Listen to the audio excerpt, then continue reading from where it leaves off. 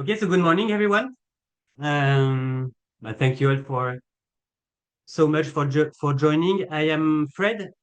I'm from the European Food Information Council, EUFIC. I just want to briefly introduce who we are, our organization, and reflect a bit on our engagement with the topic of ultra-processed foods, UPFs. I think we'll say both UPFs or ultra-processed foods.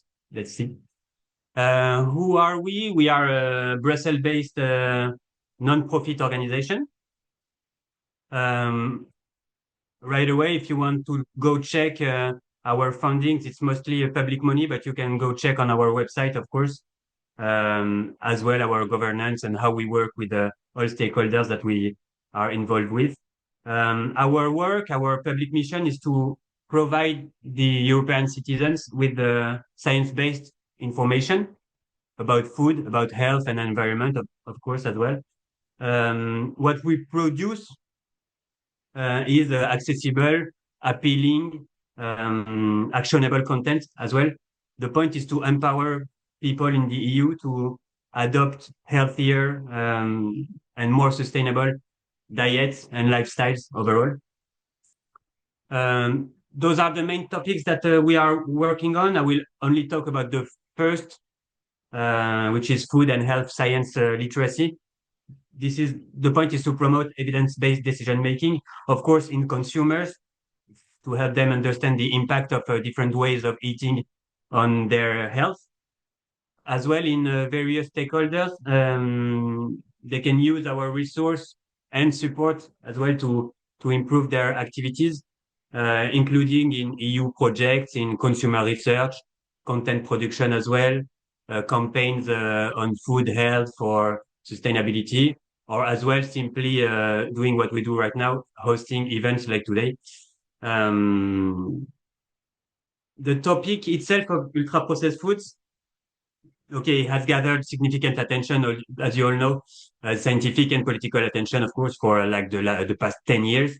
Often it's expressed through alarmist health messages in the media, and there is a growing call as well in the EU to tax them and to ban them more and more.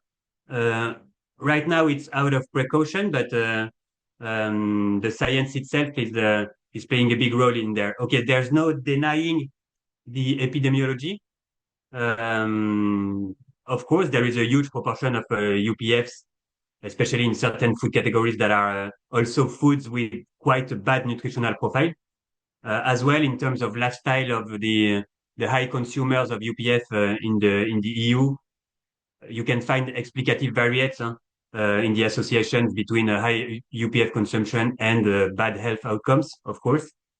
But to take action at population level, whether you are a policymaker, you are a public health campaigner, you are a healthcare practitioner as well, you need explicative models. You need to confirm the statistical correlation that you found in epidemiology. And those scientific questions around UPS, they rely on so many levels. So they rely, of course, at the ingredient level. So the specific impacts of food additives, food contaminants, neoformates, but as well the matrix effects and of the food cracking, for example, the interaction between ingredients and microbiota. So there's a lot of science on this as well. It happens at the food level, of course, if only to be able to classify foods with more robustness or more reliability than the NOVA scheme right now. So we can keep on running ever more robust, solid statistical tests. It happens at the diet level, of course, since UPFs, I don't know, like wholemeal bread or vegetable-based sauces, for example, they are proved to be part of a healthy diet, even if they are UPFs. As well, you have a lots of interventional research going on right now to compare diets that are differing only in their level of processing overall. There are already results, good results linked with society, with ad libitum eating, with a higher palatability of UPFs as well, with chewing mechanisms, things like this. And more will come. Little big up to the restructure project in which EU figures are involved, and we have results coming soon, so you can stay tuned on this. and the science happens as well on the food system level itself, because you have scientific questions about the overall cost of avoiding UPFs or developing tax schemes on UPFs as well, whether it could be actual money or time for consumers, especially for consumers in underprivileged communities. It could be as well energy expenditure. It could be impact on natural resource for food industries, for municipalities as well. It could be food and taste education in kids. It can also reach food literacy, risk perception in consumers, hygiene and microbiological risks due to the avoidance of processed food. So a lot of science is still needed, of course, to take action, but at least we have a lot of people as well working on this.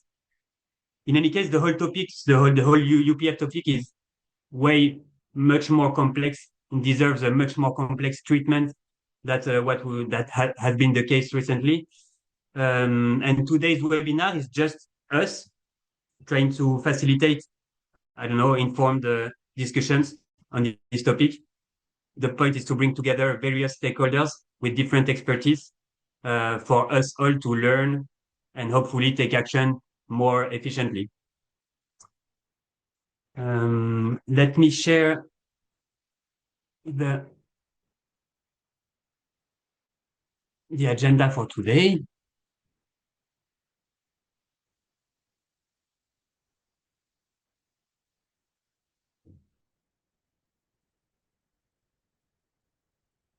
Okay, so here it is. Of course, all presenters will present themselves as well during their presentations. We just wanted to begin with the little introduction, little Slido sessions with Nina. And then let's go on with presentations that are all individually followed by a little session of questions. Just to warn you, we had a last-minute cancelling by Hugo from Edonia, but he's been replaced on spot by Barthelemy from Nudj. You will see that it's still relevant, or at least even more relevant. So you will all enjoy this. Just know that we deactivated the chat possibility. The point is to prevent it from going wild, simply because you are a lot of attendees, around 850 registered for this session, which is huge. However, we encourage you to use this Q&A section and to ask questions to the speakers while they are giving their presentations, so they can all reflect on them just after the presentations. And there is this upvoting system as well for questions that you find interesting. So at least we will know how to moderate the questions. Nina, you can you can go on. Good morning, everyone. Nice to see so many of you here today. So we have a whole, as you can see, big schedule of presentations. But before we get started with that, we just wanted to go through a few interactive questions with you all to get a feel of what's the different attitudes in the room and so on. So I am going to share a few questions on Slido. I hope you all managed to access it already. The first link I shared was incorrect, so please follow the one that's now in the chat if you're not there already. So here we go. Okay, so you can also go straight to slido.com and use the hashtag ultra-processed foods today. And yeah, like I said, the questions are just to start thinking. Some of the themes will come up in the presentations, and then we get to know a little bit who's in the audience, because there's many of you, and this was the best way we could think to interact together. So very simple first to get us warmed up. Which sector or sectors are you currently working for? And it's a multiple choice, so please click whichever ones apply to you, and you can choose more than one. I'll leave it open for a few seconds. We see who's coming in here.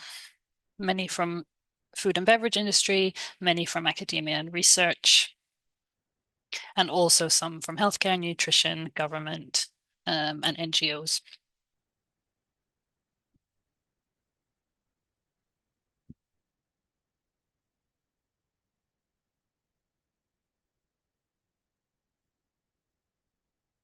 Give another 10 seconds until the bars stop moving. And then I will move on to the next. Okay. So thinking of yourselves, how often do you consume so-called ultra-processed foods yourself? So we have a range of options, more than 3 times a day, 1 to 4 times a week. They move when you vote, which makes it harder for me to read them, but once or twice a day, once every month or so, or almost never. So we have mostly once or twice a day, a few times a week coming in here. Very few people who are choosing the almost never option, which is interesting to see. Let's keep running for a few more seconds.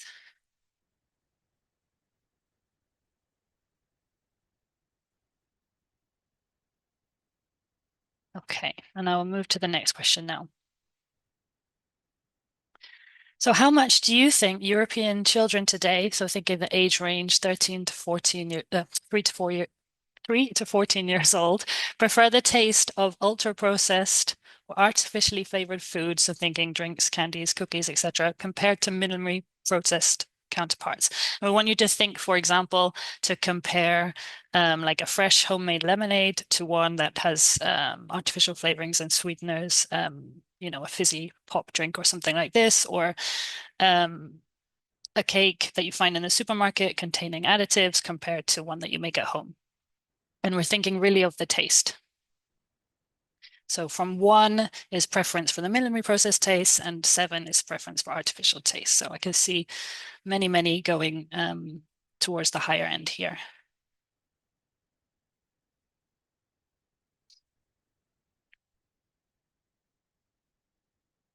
All right, seems like the input is slowing down. So I will move to the next one in a couple of seconds. If you didn't get a chance to cast your vote, do it now.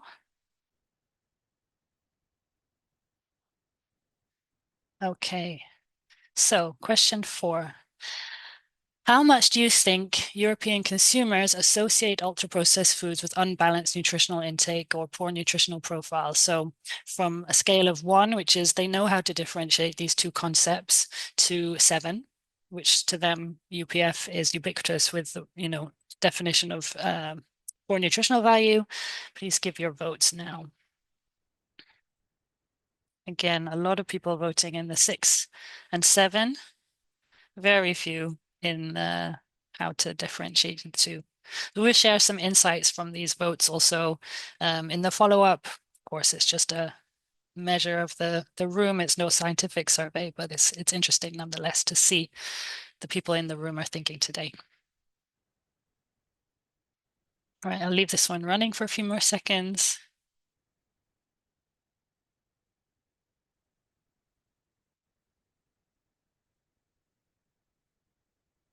And we'll move on to the next question. Okay, how useful would you consider a mandatory front of pack labeling system ranking the degree of processing of foods or ingredients to be for public health? So from a scale of absolutely useless or even counterproductive at 1 to 7, super useful for more empowering information for consumers. Now here we see a lot more spread, although granted the biggest portion of the vote is on the lower end of the scale. Well, this will come again in some of the discussions later. So let's see if attitudes change or are affected by our presentations today. I'll leave another few seconds before I move to the last 2 questions.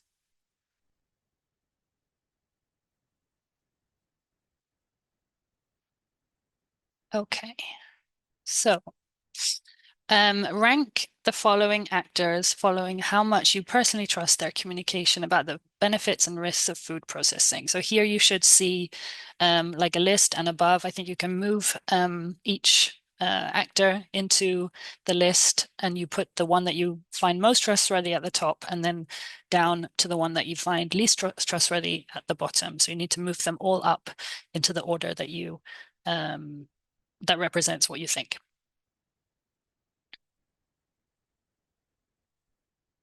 this one I'll leave you a little bit more time as it takes a few moments to move all these.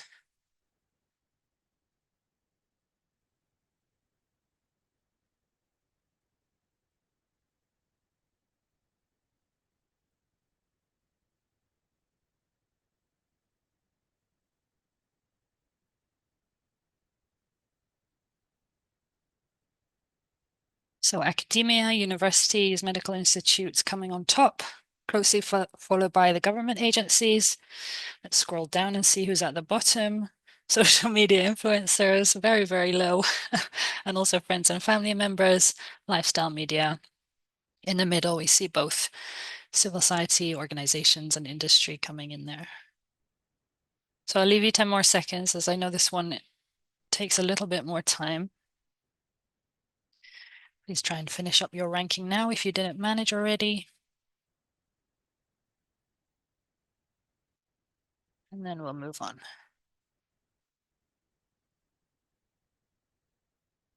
Okay.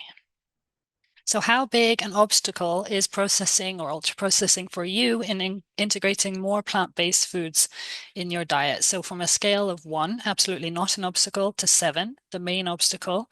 Probably many of you have heard some of the debate about plant-based alternatives and the level of processing. So let's see, many people in the room saying this is not an obstacle at all. And then a little bit spread in the others.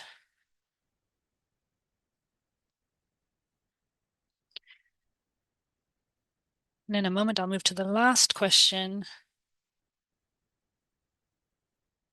Just give a few more seconds for the last votes coming in.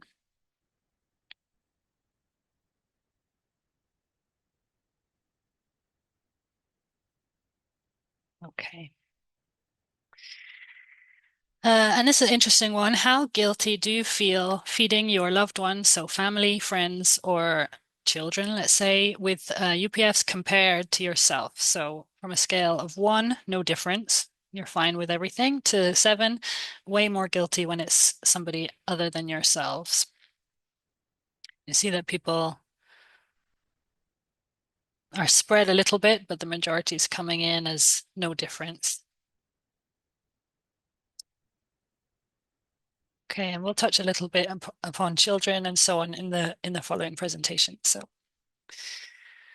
okay, last 5 seconds and we'll close the poll. And thank you all so much for your interaction. I see lots of you interacting here. And as I said, we'll share a little bit some of the insights just out of interest in the follow-up to the meeting. And now I'm going to pass back to Fred. Thank you, everyone.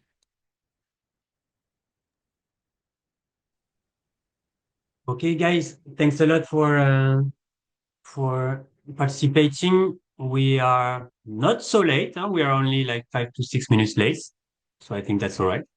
I will leave the floor to Joyce and Lucile. I don't know which one of you guys has decided to go first, but let's go.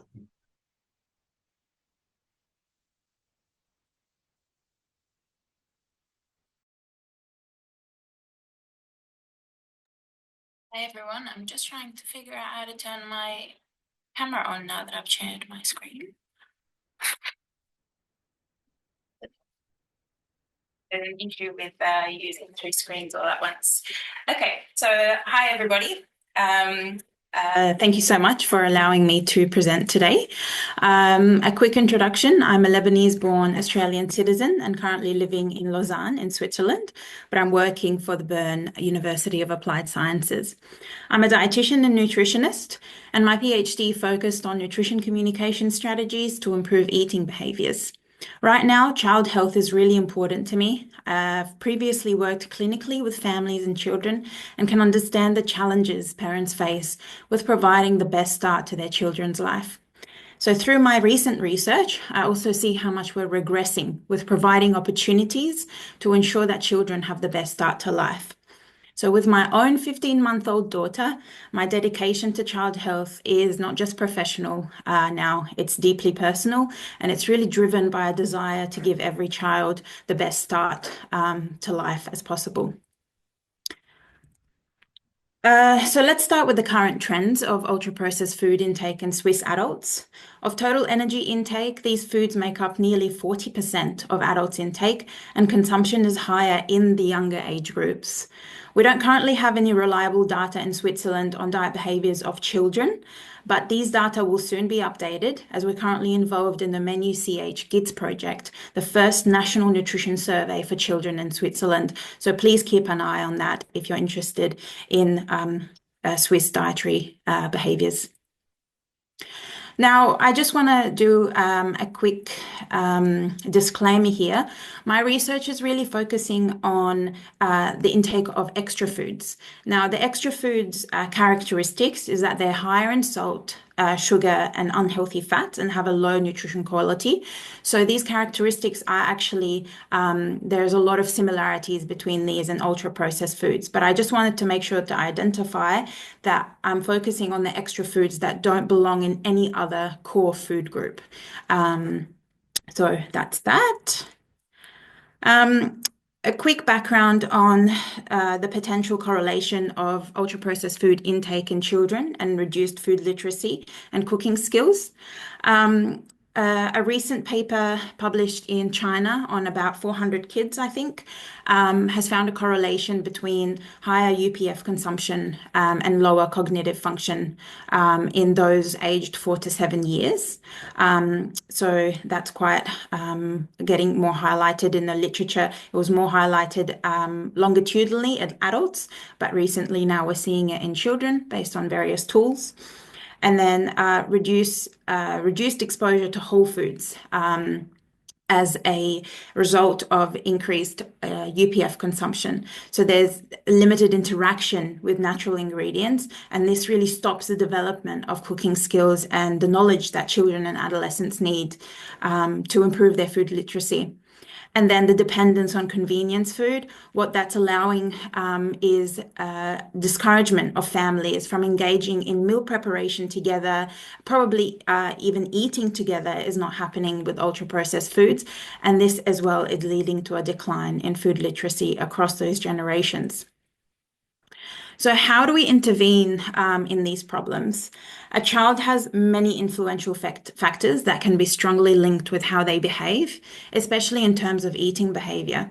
Of course, first we think about whether they know or believe that healthy eating is good at the individual level, but we tend to also focus on the environments they're in and how this has an impact on them. So every one of these levels, as you can see, is as important as the other when thinking about improving children's eating behavior. I'll rewind to a few years ago in my undergrad degree. We conducted a secondary analysis that examined the role of family and school factors in shaping children's behavioral patterns, particularly in respect to eating and physical activity behaviors. What we found was that the home environment may be a stronger influence on children's behaviors than the school environment. Specifically, parental feeding practices and positive role modeling of parents, such as eating more fruits and vegetables in front of their children, improved the children's intake more so than, for example, school nutrition policies. So this means that programs that empower parents to prioritize minimally processed foods are needed and can have a lasting impact on children's dietary patterns. During COVID-19, we investigated how a parent and child interactive app influenced food preferences and liking at home. So what we did was we gave one group of children and asked the parents to have limited input with the children when they were using the app and cooking. And then the other group, we asked the parents to be involved in with the child. And of course, we found what we thought we would find, that parental involvement was a key driver of success in app utilization and also the resulting liking towards those minimally processed foods that were embedded in the app in the ingredients. So technology-based interventions that involve children and parents can be really important in this aspect as well. And then a last piece of research for you. We recently evaluated the impact of cooking programs worldwide for children on their dietary habits and attitudes towards food. And we found that children's participation in cooking programs, whether it be at home, at school, or in the community, they all led to improvements in cooking knowledge, self-efficacy, and involvement in cooking activities. And the theory can say that these variables can actually correlate to increased food literacy as well. So what we can take from this is that out-of-home programs are important for children, even though the home environment is most important, but success is higher when families and parents are involved in these programs. So to bring this all together, I'm really excited to announce that we've recently rolled out the Umami program in a few Swiss schools. So this project is in early stages, but it is a very exciting program, and I have the link in the next slide if you want to read more about it. It's a program that's been developed by universities, teachers, food and nutrition experts, and school children themselves in co-design, and has involved stakeholders from the private and public sectors. The aim of this is to use a sensory approach to teach about nutritional and sustainable food systems and foods themselves, and it involved the teachers in the content creation, but we're also involving parents as well during the program. So we really want to focus on engaging students through hands-on sensory exploration and interactive learning. We really use the ethos of Michael Pollan when designing the content and material of this program, which was about eating food, not too much, and mostly plants. And the key objectives of this program is that we really just want to encourage the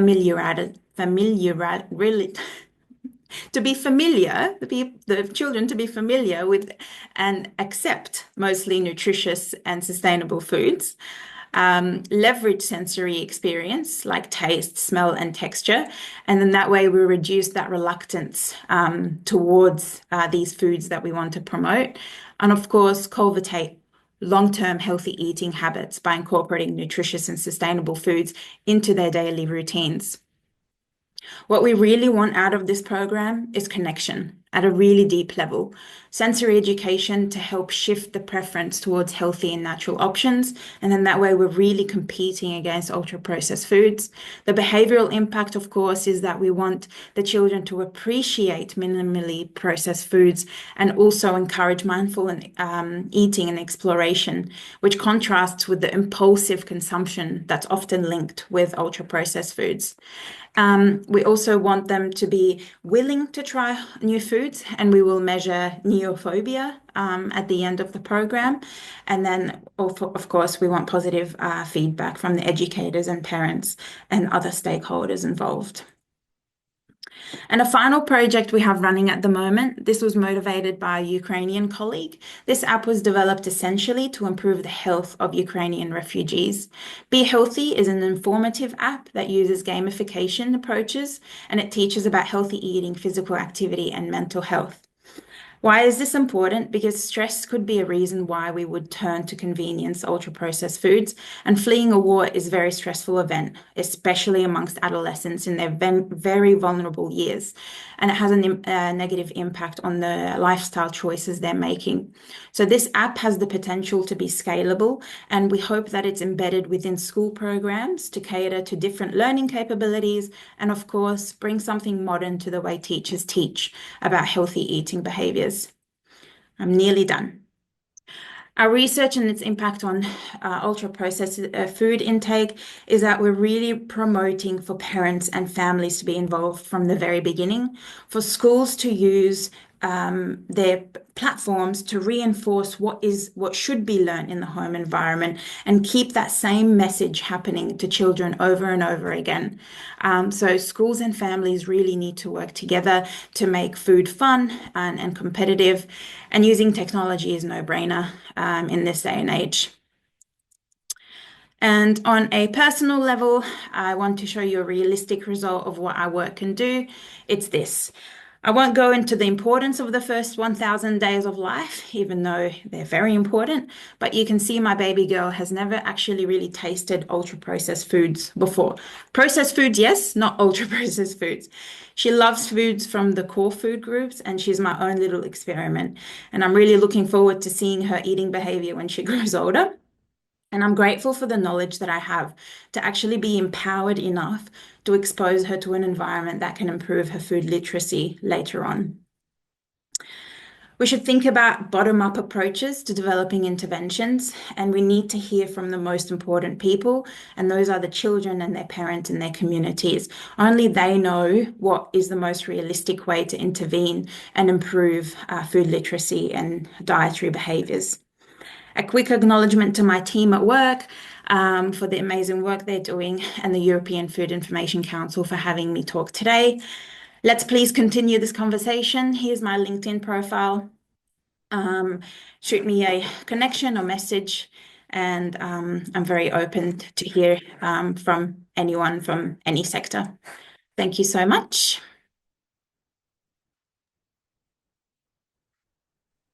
Thanks a lot, Joyce. You'll be all able to ask questions in the Q&A section, and they will be answered at the end of Lucile's presentation. The floor is yours.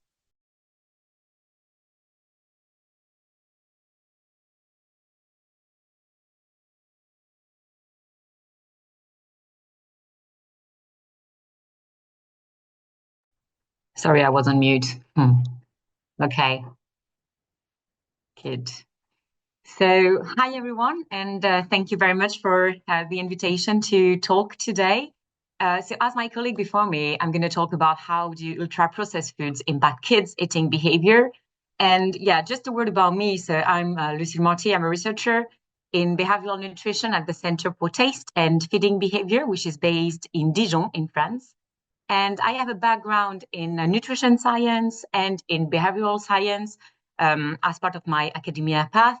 And my current research focuses on how to shift dietary behavior from Western diet to more sustainable diets with a particular focus on youth, because I truly believe that this is really a key population to promote a wide shift in our eating behaviors in the future years.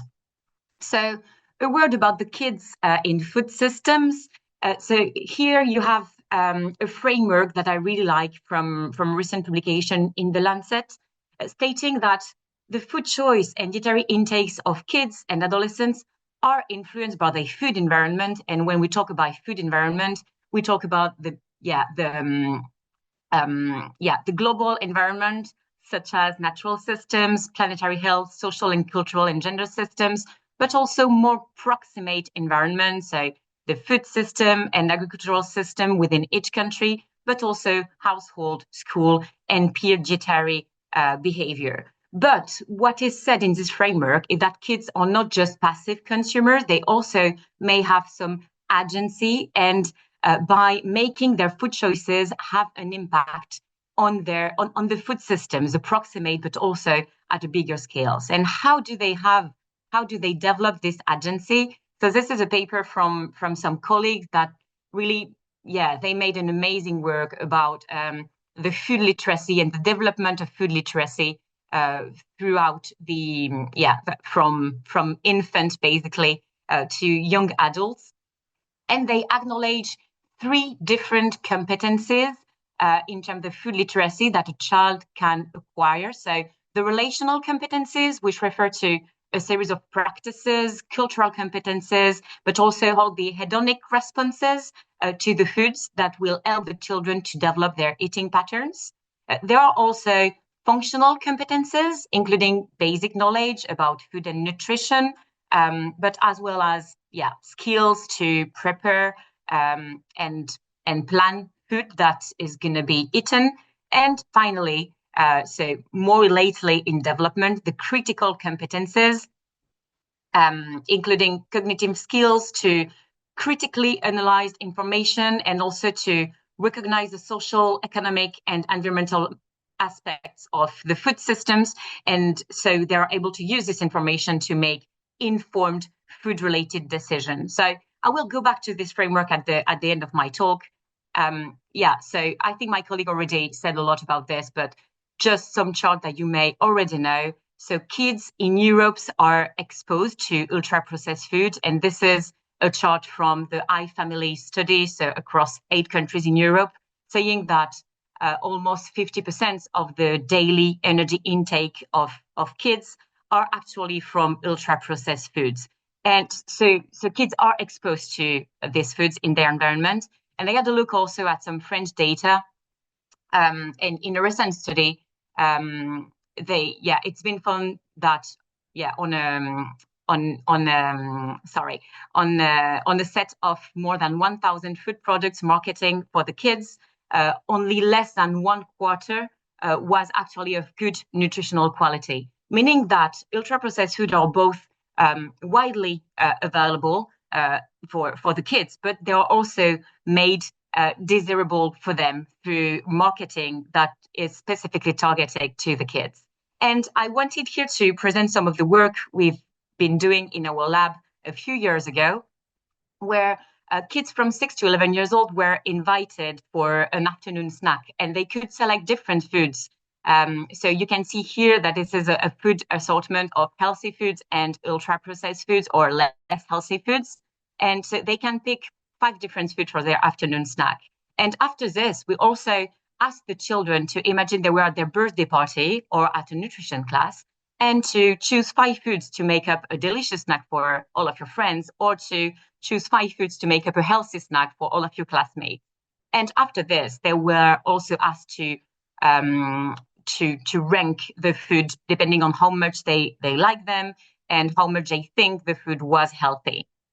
So in terms of results, what we found is that in terms of liking, there were actually no much differences, meaning that all the foods were quite similarly liked by the children, but they were able to distinguish the food based on their health values, contrasting ultra-processed food versus raw foods, who were mostly fruits in this food assortment.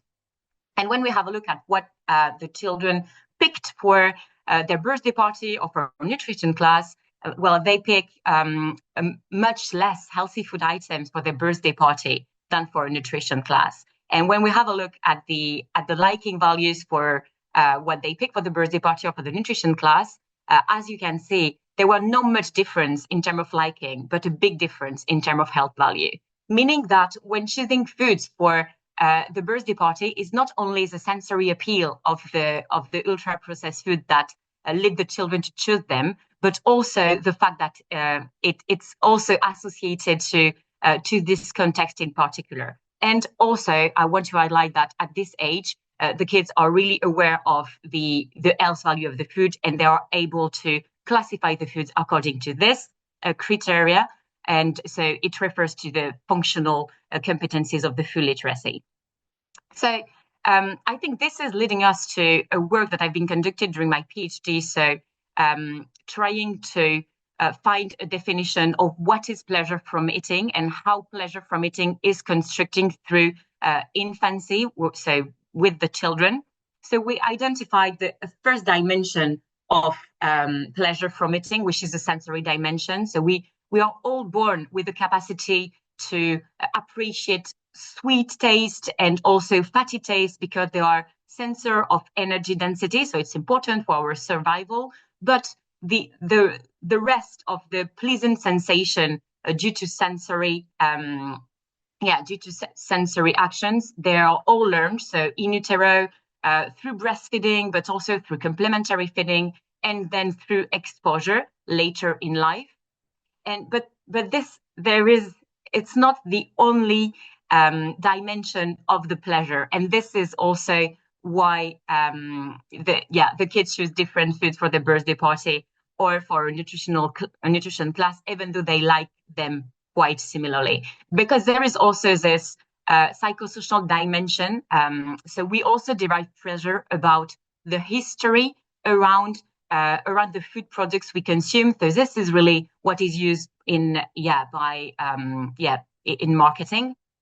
And the third dimension is the interpersonal dimension, meaning that we will also learn to like a food because it is consumed in a positive affective context. So basically, if we sum up, the ultra-processed food today that are available for the kids, they kind of combine the 3 dimensions of pleasure. So both the sensory dimension, because they are usually quite energy dense and quite sweet, and also they are quite fatty foods, but also the psychosocial dimension because they are marketed toward the children, so they like them even more, and also through the interpersonal dimension because they are usually consumed at birthday party or really appreciated positively, positive context. So I guess my last slide will be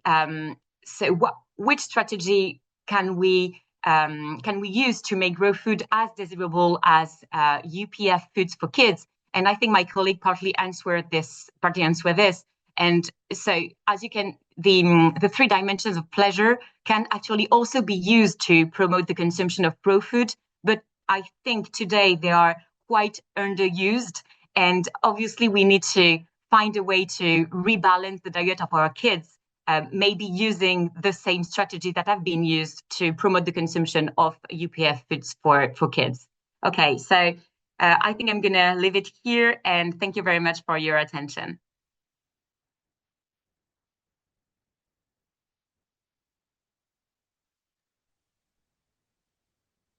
Thank you so much, guys.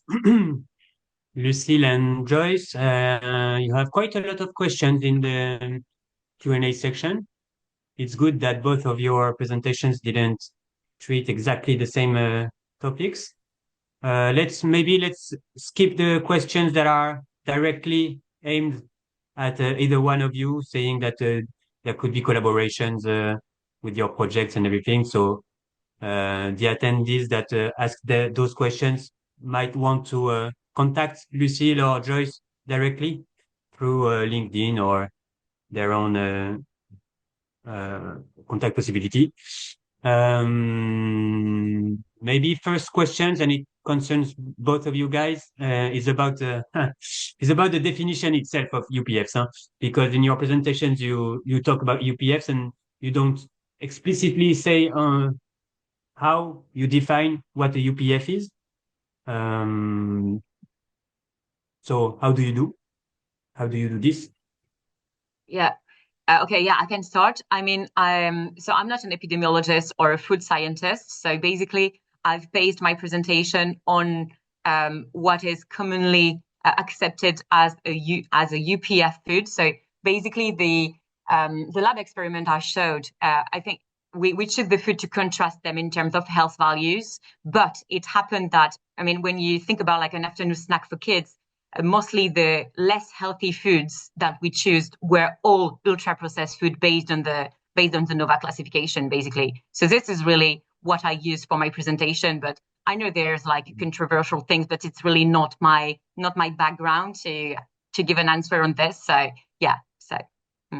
And I can only speak for myself as well. I presented in my slide that the ultra-processed foods that I will be mentioning are the ones that we also call extra foods that don't belong in the core food groups, which are those that are higher in sugar, higher in salt, and higher in unhealthy fats, and don't provide any nutritional benefit into the diet. So I did mention ultra-processed foods throughout my presentation, which is rightly so, but it was really those ultra-processed foods that don't actually add any beneficial nutritional benefit to children's diets.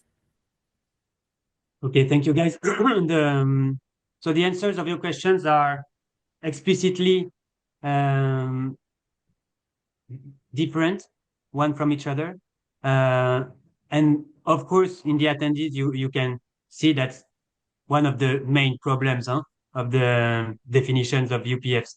So you are, of course, right to ask of the clear definition of UPF in a project, in a study, what do you mean by UPFs or degree of classification? But you can already see on only 2 speakers, only 2 scientists, that they already have a different definition of what a UPF is.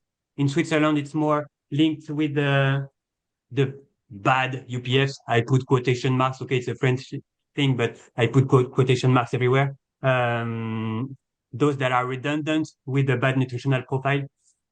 So your questions about what about the good UPFs, those that can be included and have proven to be able to be included in healthy and sustainable diets, that are not covered right now on certain specific scientific experiments, whereas they are at the center of other specific experiments. So the confusion is real, and you are really right to ask the questions. And it's really a matter of importance right now. Okay, and other questions? I would like to answer, I think there's a few questions about one personal question and then others following on, what other than parent involvement. It really goes back to that socio-ecological framework, that model that I showed. I did speak about parents' involvement and schools, but at the end of the day, I think one person wrote that their children followed a healthy diet up until adolescence, and then when they reached independence, the external environment, the home environment couldn't keep a control of the external influx of marketing and so on of ultra-processed foods. And this is exactly why I showed those different levels. At a policy level, at an external environment level, we also need to work. That's not where my work is. But this is really important, and this is my call to action at the end, where policies and infrastructure of the built environment related to eating needs to involve the people at the bottom, the children, the parents, the schools, to be able to know how to construct such an external environment so that when children become adolescents and adults, all the work that the home environment has done doesn't become undone.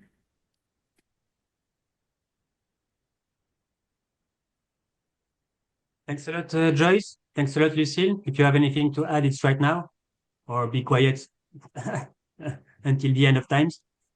Yeah, I'm sorry, I didn't have time to catch up with the Q&A just after my presentation. So yeah, but don't hesitate to reach if you have any question on the work, obviously. Yeah, I think all the major questions are covered.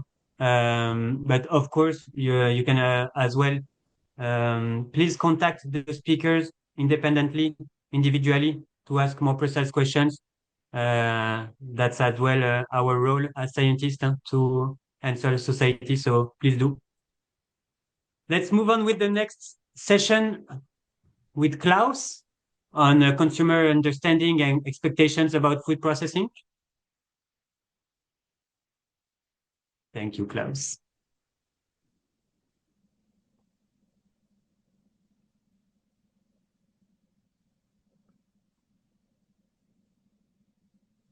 Yeah, good morning, everyone. My name is Klaus Grunert. I'm a professor of marketing at Aarhus University in Denmark. I have for many years been doing research on consumer behavior with regard to food and drink as part of the MAP Center in Aarhus. And currently I'm also the leader of the ERT Food Consumer Observatory. And I would like to share with you some research results on consumer perceptions of ultra-processed foods. And what I will be showing you, most of it comes from the study that the ERT Food Consumer Observatory has done on ultra-processed foods in 2023. It's partly based on our yearly trust tracker study, where we asked almost 10,000 respondents in 17 European countries a number of questions about ultra-processed foods, supplemented by a qualitative study also in a number of countries. But I am also drawing on results from a number of other things, from the trust tracker from last year, and also some other published research. And the reason I'm doing that, one of my major points, and one of what I hope can be the major takeaways from my presentation, is that the debate of how consumers view processing of food is much older than the newer debate on ultra-processed foods. So my first point, therefore, is whether or to which extent the degree of processing is actually a health cue for consumers. And that's an old thing, because this diagram here is from a study I did with EUFIC more than 15 years ago in the context of nutritional labeling, where we asked people how important are different elements for judging the healthfulness of a product. And as number 2, after contains good nutrients across data from 6 countries, as number 2, we see here it's fresh and not processed. So people think if it's processed, it is at the expense of the healthiness of the product. And that is an old thing and not new at all, and has fed into this new debate on ultra-processed foods. Here's another study, data from Italy and the Netherlands. Consumers were asked to come up with their judgments about how processed is this food and how healthy is this food. And what we can see, there is a correlation. The more processed they think, the less healthy they think the product is. This is from our own study, the one by the EIT Food Consumer Observatory. We have a number of statements here, and people could agree or disagree with that statement. Now we find that about 2/3 of respondents in that study agree with the statement that UPFs contribute to obesity, diabetes, and other lifestyle-related health issues, or are just generally not healthy, whereas a third thinks they can also be healthy. Why is that the case? Why do we have the skepticism of consumers with regard to food processing? One of the major factors is the perceived importance of naturalness. Especially in Europe, consumers really like when food products are natural. And we have quite a lot of research on what it means for consumers that a food is natural. This is a nice diagram from a review paper on that topic here. And what it basically shows is that the natural food is a good food. No, the natural food is healthy, the natural food is tasty, and it's characterized mainly by the absence of a lot of things, no artificial ingredients, preservatives, additives, artificial colors, and so on. So the natural food is a good food, and I think this is one of the reasons why we have the skepticism here. Here is from the qualitative study a few quotes. They are not healthy. Being so heavily processed cannot be beneficial for health. Anything that is not natural is not good, which underlines what I've just been saying, namely that's the importance of naturalness. So consumers take degree of processing as an indicator of healthiness of food products. And it's not a new phenomenon. It has a much longer history than the recent debate on the merits and risks of ultra-processed foods. And it is at least partly related to a deep-rooted preference for natural foods. Secondly, of course, maybe not surprisingly, it may actually be difficult for consumers to form judgments about the degree of processing of different food products. Processing for consumers is not a well-defined term. And when consumers say processing, what they mean is processing in a factory. A lot of food processing obviously occurs in the home, but that's not what consumers associate with food processing. And if the term processing is a bit fuzzy for many consumers, the term ultra-processed, of course, is still more fuzzy, except that it obviously means a high level of processing. We asked consumers to categorize a number of food products according to their degree of processing: unprocessed or minimally processed, basic processed, moderately processed, ultra processed. And you can see the results here. They are rank ordered here according to the share of consumers saying these products are ultra processed. And if you look at the rank order of the products, people get that more or less right. Now we have the energy drinks, potato chips, vegetarian chicken pieces at the top. We have coffee beans and raw eggs at the bottom. That roughly corresponds, I think, to what most people would say. However, interestingly, if you look at the percentages, you see that, for example, for vegetarian chicken pieces, only about a third of the respondents say they are ultra processed. whereas the rest say they have lower degrees of processing. So we see that many consumers tend to underestimate the degree of processing that some of the food products have undergone. When one just asks consumers what is ultra-processed food, we get answers which are partly related to the degree of processing, but also to a large extent to the ingredients. I think that the food is full of preservatives and taste enhancers, plus the pre-cooking process that depletes their vitamins.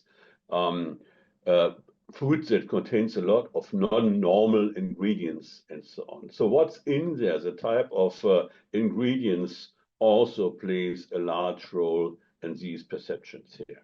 So consumers are roughly correct about the ranking of products in terms of processing. However, they tend to underestimate the degree of processing. Now, in spite of these negative perceptions that consumers have of ultra-processed foods or of highly processed foods in general, obviously consumers are still buying and eating them, and that, of course, is related to that people also have positive associations with them. Now, this is from a study of Gaston Ares from a few years ago, associations with ultra-processed foods. We have all the negative ones on the top, but further down we also have associations like tasty, convenience, and other positive aspects. In our own study here, we already have seen the evaluation of the lack of healthiness, but we also find that a lot of consumers agree with the statement that these products are cheaper and that these products are more convenient.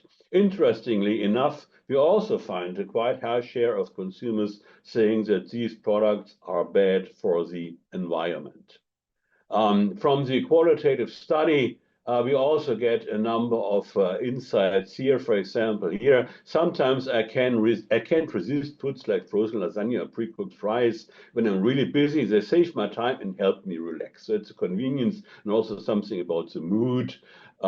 Foods that you can just put in the oven is very nice if a day has been hard or if you are just low on energy and want to avoid ending up ordering takeout. So in spite of concerns about healthiness, ultra-processed foods are consumed regularly and are also associated with benefits, most notably convenience and low price. Now, I want to add an aspect now here about a differentiation according to different types of processing, because we have in consumer research on food, a research stream that has been going on for many years about consumer perception of different types of processing. And consumers actually do distinguish between different types of processing. Now, the short summary is this one here. If consumers view food processing, even if it occurs in a factory, as some kind of upscaling, an industrial upscaling of something that originally was artisanal or traditional, a consumer thinks it's okay. We've been doing some research on precision fermentation, for example, and if you frame this as a modern extension of classical fermentation, many people actually think it's a good idea. Whereas for things like cultured meat, where it's much more difficult to provide that kind of framing, many people are much more skeptical. And I think that's also important, that consumer skepticism with regard to food processing is also related to the type of processing involved and to the way in which it is communicated to consumers. My last point before the implications then is about processing, degree of processing and sustainability. It has already been alluded to because we have, for example, plant-based meat substitutes have a very high level of processing and would normally be categorized as ultra-processed foods. And therefore, it's interesting to see here the first one here on the left, the statement, I avoid plant-based meat replacements because they are ultra-processed. Actually, 2/3 of consumers are in favor of that statement. Now, many consumers don't like plant-based meat replacements in the first place, but it's still obviously interesting and a potential problem to see here that the degree of processing and the perception that it's ultra processed can actually prevent people from doing this one here. And this is from last year's study where we measured willingness to try of a number of alternative proteins. Here we have a precision fermentation cultivated meat and algae and seaweed. Willingness to try is not generally very high for any of these, but still we can see that the algae and seaweed, which have a much lower degree of processing here, the willingness to try these is higher. Also here, a number of quotes from the qualitative study. Most vegan products are highly processed. It matters that they are ultra processed. That's why I won't buy or consume them, and I won't read up the other one. So there is an issue here that the perception of being ultra processed can be a barrier to the adoption of these products that we otherwise regard as the more sustainable alternatives. Implications. First, consumers are maybe not yet familiar with the concept of ultra-processed foods, but consumers are concerned about food processing, especially when it is regarded as industrial, not transparent, and that has been going on for a long time. They perceive trade-offs in processed foods between health on the one side and taste, convenience, and price on the other side. Given all that here, I know there has been this discussion, has already been mentioned about a label, about degree of processing. Given what I've been telling you, I think this would resonate with consumers. Whether that sends the right signal and provides the right incentives for the food industry to provide healthy and more sustainable products is another question. Thank you for listening.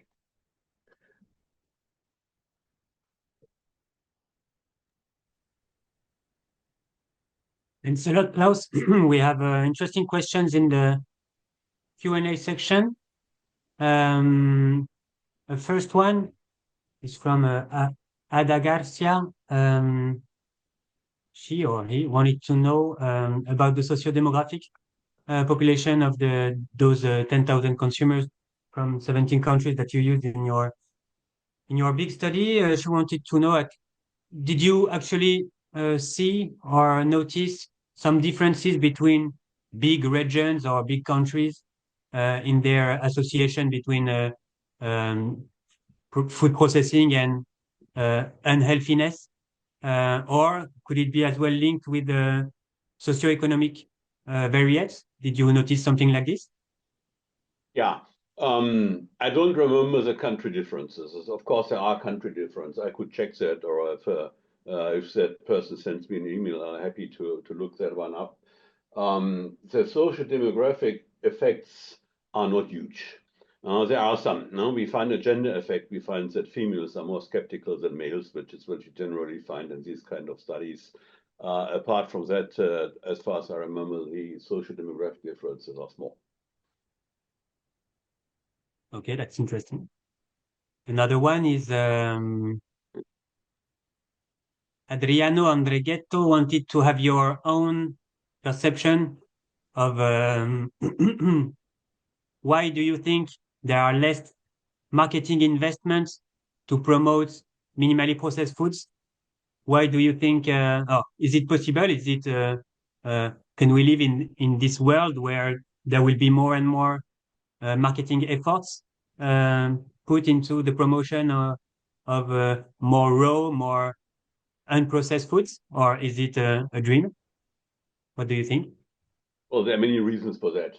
I don't think it's a dream, but from a marketing perspective, I don't think it's surprising the development we have seen, because marketing is very much about having products that are different from your competitors. And if it's a raw product, it's more difficult to differentiate it than if it's a processed product. The more you process, the more you can differentiate your product from your competitors. And then you can try to enhance and communicate about this difference to consumers. I think it's very natural. But I think we're making progress in more professional marketing, and also in adapting also products with a lower degree of processing to different consumer groups and taste preferences, things like that. So I don't think it's a dream, no. Okay, some of the questions you already actually already answered in your presentation. Maybe a last one would be, because maybe it's going to be answered by the next speakers, huh? But how would you feel it would be useful to have some kind of labeling system based on processed foods? Would it help to make more informed choices? Or do you think that the nutritional labeling system is already enough? Well, my own personal view, and here not telling for anybody, but my own personal view is this would not be a good idea for several reasons. We have a nutrition label, we get an environmental label, most likely. We don't want all kinds of labels on the product. That's the most important one. Secondly, which kind of incentives do we provide for the food industry? Because the food industry reformulates products in response to new labels. And the incentives we provide is reduce the level of processing and the number of ingredients. Is that what we want, or do we want healthier and more sustainable products? For me, the answer is clear. Thanks a lot, Klaus. As well, please, the attendants, feel free to contact Klaus directly if you want to ask questions about the study itself or his own point of view on your specific topics. Everyone is really available to discuss everything. Huh? We can go on with the next part. The next part, which is what we talked about between Susanne or Isabelle about public health being addressed through consumer-oriented tools. Both of your teams are beginning or already working on this. So the floor is yours, ladies.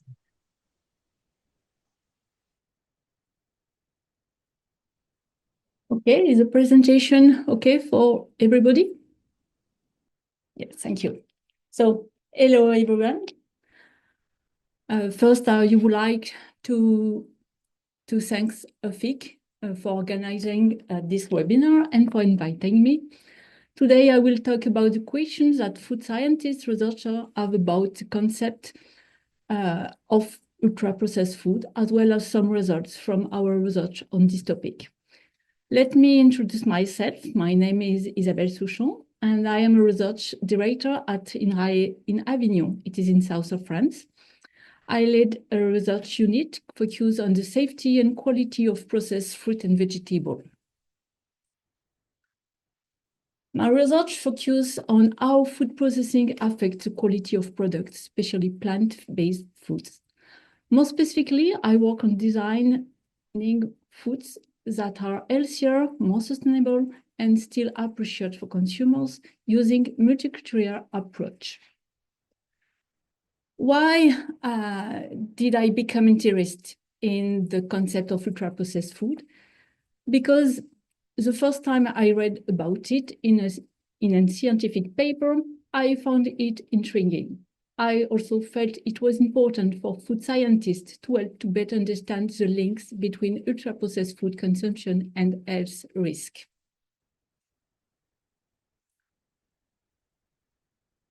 Excuse me, I take a pointer. Okay. The scientific committee agrees that food is not just a simple sum of nutrients. It is important to consider how nutrients and micronutrients interact with each other, and how the food structure from the microscopic to the molecular level impacts the bioaccessibility and the bioavailability of nutrients and micronutrients. The simple example to illustrate how processing affects food structure is bread making. During bread making, kneading and fermentation play key roles. The time and intensity of kneading, as well as the duration of fermentation, directly influence the bread density here on the graph. Even if the composition remains the same or quite the same, difference in density caused by processing can impact the glycemic index of the bread after consumption. Since food processing can have both positive and negative effects on food quality, it is useful to have classification systems that categorize foods based on their degree of processing. There are many classification systems presented here at the bottom of the slide. The most well-known system is the NOVA classification. These classification systems use broad criteria such as where and why the food was processed. These different criteria have been presented by Sadler and collaborator in 2021. And the conclusion of this paper is that these classifications are multidimensional classification based on numerous and precise criteria and little knowledge on food processing.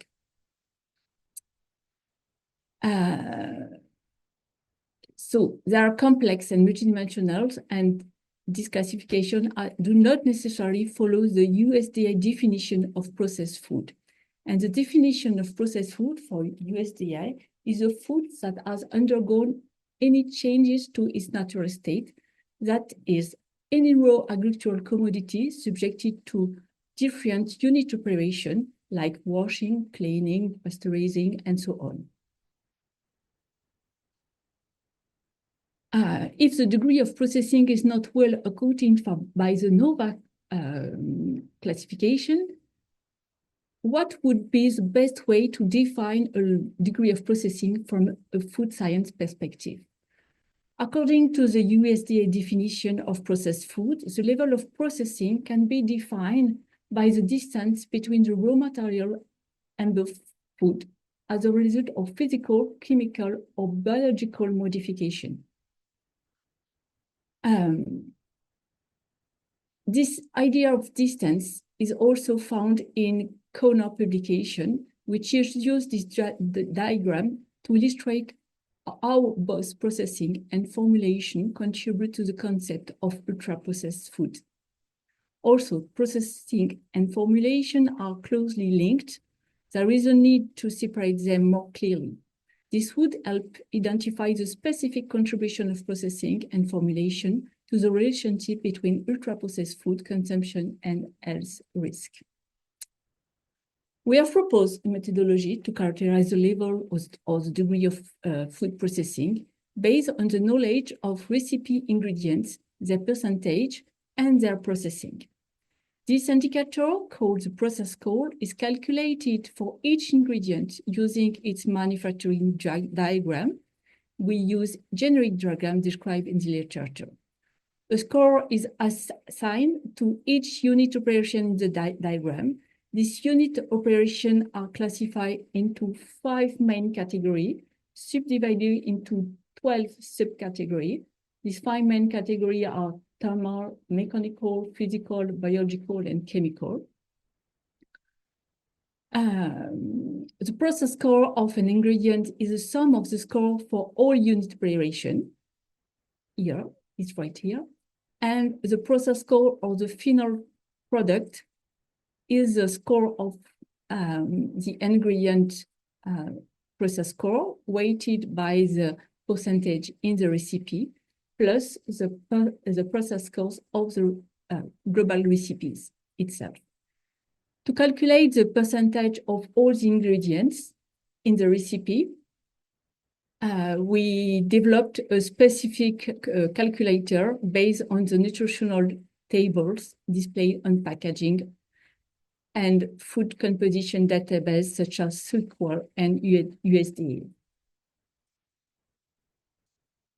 Now let's see how these process scores can help differentiate food products. We selected 3 food categories: pizza, sliced bread, and cookies.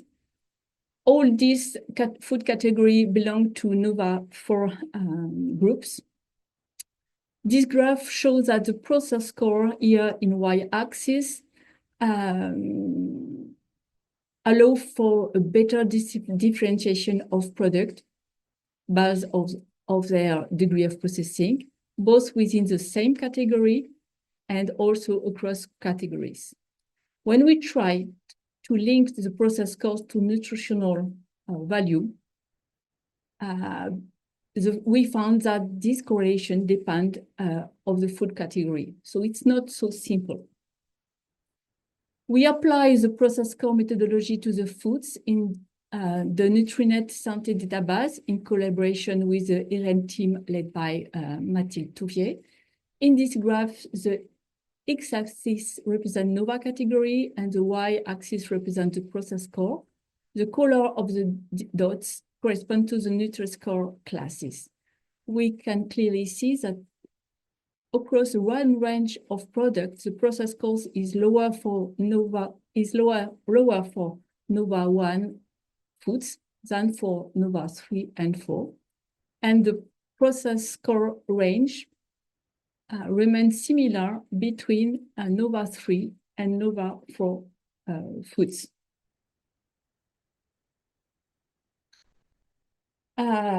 We found that very little data exists in scientific literature on food processing methods. So we decided to compare different ways of preparing food, industrial, artisanal, and homemade. Here we focus on sliced bread. We analyze the product based on several criteria: nutritional, physical, chemical, and technological. Technological criteria include process score, the number of additives, and the number of ingredients. On the individual map, top right, here, where each point represents a sliced bread, we observe a high variability between different preparation methods. Here, industrial, green is homemade, and blue it's artisanal. The highest variability was found in artisanal sliced bread. We also observe different profile depending on the preparation method. Industrial bread have better nutritional qualities than homemade bread. Several oxidation markers more present in industrial bread have been identified, and several fermentation markers more present in artisanal bread. So to conclude this short presentation, here are some key points and some research needs for food science and food process engineering. So ultra-processed food and the degree of processing are controversial issue. It is important not to adopt a disciplinary approach from a point of view, but a multidisciplinary one in order to promote cross-fertilization of disciplines. There is a clear need for research to better understand the concept of ultra-processed food, as the development of a robust classification system based on the degree of processing could help not only public policy, but also industry to improve the quality of the food on offer. And based on food science and engineering knowledge, it is possible to design model foods and typically diets to help validate or invalidate hypotheses of potential mechanism explaining the health effect of consuming ultra-processed food. And the last point, it's important to design healthy food, but also it's important to take into account the sustainability.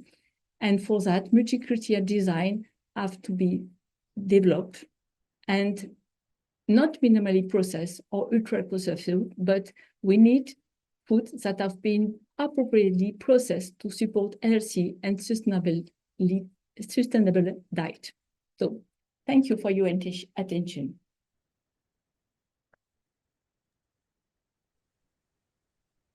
Thanks a lot, Isabelle.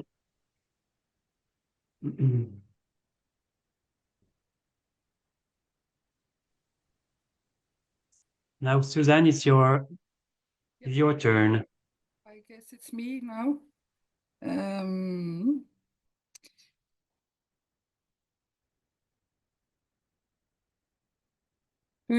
No, you don't see it.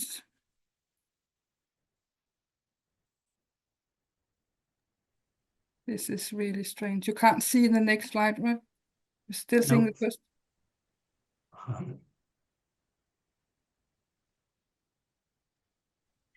We could also move to the next session. Maybe you can email the slides and we can present them on your behalf after the following speakers.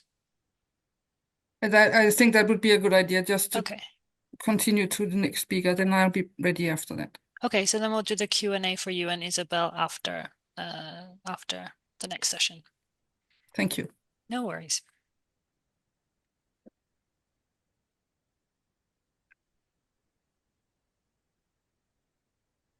Okay, Fred, go ahead and present the next session.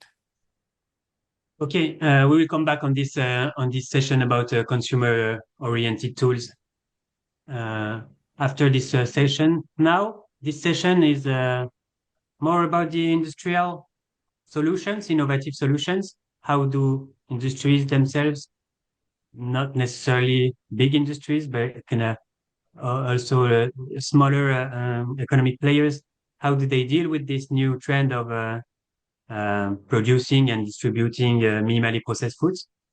Sergio, you can begin with your own presentation. Okay. Thank you very much. So hopefully I'm sharing my screen. Cool. Okay. Cool. Thanks. Good morning, everybody. First of all, I would like to thank EUFIC for giving me the chance to present my work at this extremely, let me emphasize this, at this very important event. I think I'm going to start with the end of my presentation. The end of my presentation is that we really need to cooperate among different stakeholders by doing things like this. And I'm really enjoying the presentations thus far. And I think that we've got some very interesting topics that we will talk later, but this is what we really need, to have people with different backgrounds and from academia, government institutions, the industry, to share our knowledge in terms of this extremely relevant topic, because at the end of the day, we eat many times a day, so this is very relevant. Okay. So at this point, you might be wondering, what is a marketing guy doing in this specific session from the manufacturer's perspective? And that would be a valid question, because my background is actually on marketing management and consumer behavior. So I'm no expert in food science and technology, but it turns out that over the last 10 years, I've been working with two colleagues and their teams who happen to be experts in this field. In particular, Dr. Sanchez Siles from Hero Company and Professor Michael Sigrist from ETH Zurich. Not only we have had a lot of fun working, it seems that particularly me, but also we've managed to publish our work, our ideas, mostly on food naturalness, on a number of impactful journals. So in what follows, I'm going to try to summarize this work, and just please be aware that I'm just the tip of the iceberg. These other two guys and their teams have done all the work, all the hard work. So I'm just here talking, and I do appreciate them for giving me the chance to be part of their team. I'm going to try to focus on our work on degree of processing and UPFs, maintaining an industry perspective. So let's just start with a very, very simple example here. So imagine that we have this yogurt, which has 4 grams of sugar and some additives, okay? So immediately we follow the NOVA scheme. This would be considered an ultra-processed food. And then if we remove the additives, but we add 6 times the amount of sugar, this is clearly a less healthy product, but will be considered processed food according to the NOVA classification. Therefore, the NOVA system represents a black and white scheme, is rather simplistic and arbitrary, and to some extent it has contributed to consumers thinking, believing, as we saw on previous presentations, believing that the higher the level of processing, the less healthy and natural the product is. So we were wondering, is that really the case? Are UPFs really that bad? So we conducted a case study with snack bars, which of course are classified as heavy, extremely UPFs. And we conducted this study with a number of snack bars, more than 700 in the German market, which happens to be one of the most important in this category in Europe. And we assessed their healthiness through the Nudj score. And we also measured their degree of naturalness. For doing this, we used the Food Naturalness Index, which is an index that we developed and published earlier. And this index is somehow going one step forward to the NOVA classification, because it's considering some of the NOVA classification criteria, but adds some new components. In particular, this index has 4 components: farming practices, number of additives, number of unexpected ingredients, and number of processed ingredients. So we like to frame this index as an objective way of measuring something which is inherently abstract and subjective, which is food naturalness. This index goes from 1 to 5, being 1 less natural and 5 more natural. Well, no wonder that our results show that within this UPF category, some of them had good nutritional quality or medium nutritional quality, and nearly half of them were classified as very or somewhat natural. So what are the implications from this study? First one, which has been discussed earlier, is that degree of processing, food healthiness, and naturalness are related, yet they are different constructs, and we need to be aware of this. Second one is that, which has also been discussed earlier, NOVA fails to correctly classify foods regarding healthiness and naturalness, but from the company perspective, the most important finding is that NOVA represents a barrier for the industry to move towards more natural and healthier foods. And this in turn has 2 main implications and questions. So we may wonder why manufacturers should bother to make healthier products if their products are going to be considered as UPFs, and therefore, as we've seen earlier, consumers are going to think that, well, you know, this is not good stuff because it's a UPF. So why manufacturers are going to invest in making healthier foods? And the second question is, okay, if manufacturers were to make healthier and less processed foods, what challenges, what barriers, what tensions would they be facing?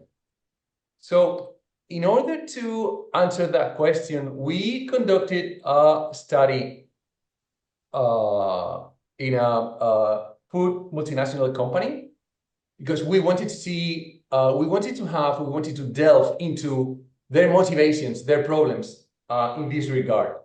So The study is mostly based on 23 in-depth interviews with respondents from 9 different countries and from different functions of the company.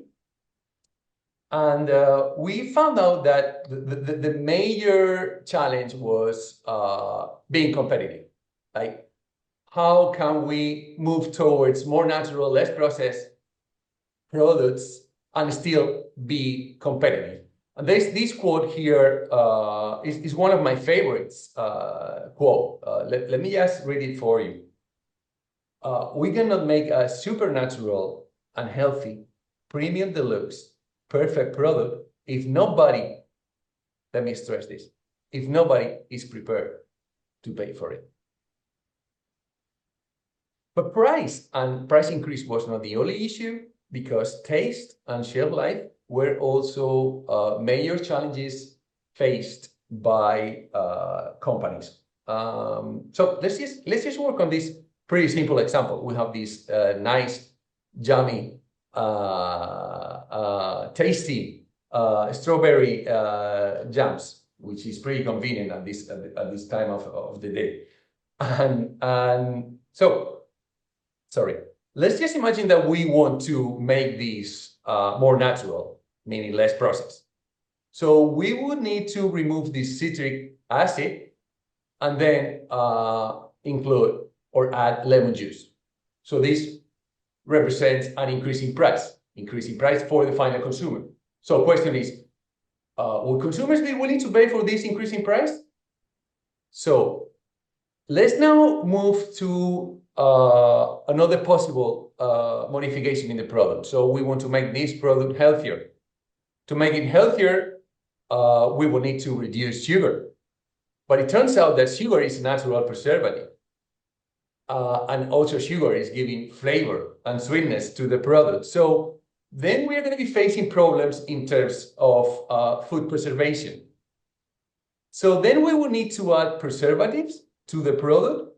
And then again, we would be considered as UPF. Or we have another choice. Would we be, okay, let's go for the refrigerated supply chain. But this will increase dramatically the price of the product at the retail store, and also will decrease the shelf life. On top of that, we have a problem with the flavor and sweetness. So we have 2 options here. We could just leave it like that with less sugar, but then the flavor will be worse. Or we can add artificial sweeteners, but then again, we will be considered as UPF. So we've seen in summary that from the manufacturer perspective, there are many challenges when trying to move to this new trend. And we've thought about some potential solutions to these challenges. Some of them have been discussed earlier, and we have a similar point of view, but in others, we have different points of view, and that is precisely, I think, that is very interesting. So let's just move on to the potential solutions. At an industry level, we encourage companies to go for a gradual approach to innovation and reformulation towards more natural, less processed products, meaning that they can just maintain some of the product portfolio, their traditional product portfolio, and then innovate with other part of the product portfolio so that they remain competitive and they assure that consumers will be accepting, at least in the short term, some of their offer. Secondly, we think, and this has also been covered by some of my colleagues earlier, which is very interesting. We believe that, and I think that my colleague now, Bart, is going to talk about this in depth.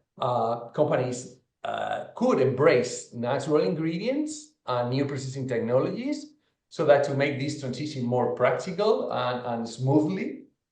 And finally, from a human resource management perspective, it would be very interesting to use metrics within the company to assess the degree to which the product portfolio is moving towards less processed, more natural products, and include these metrics within the bonus goals so that managers are more encouraged and stimulated to go this direction.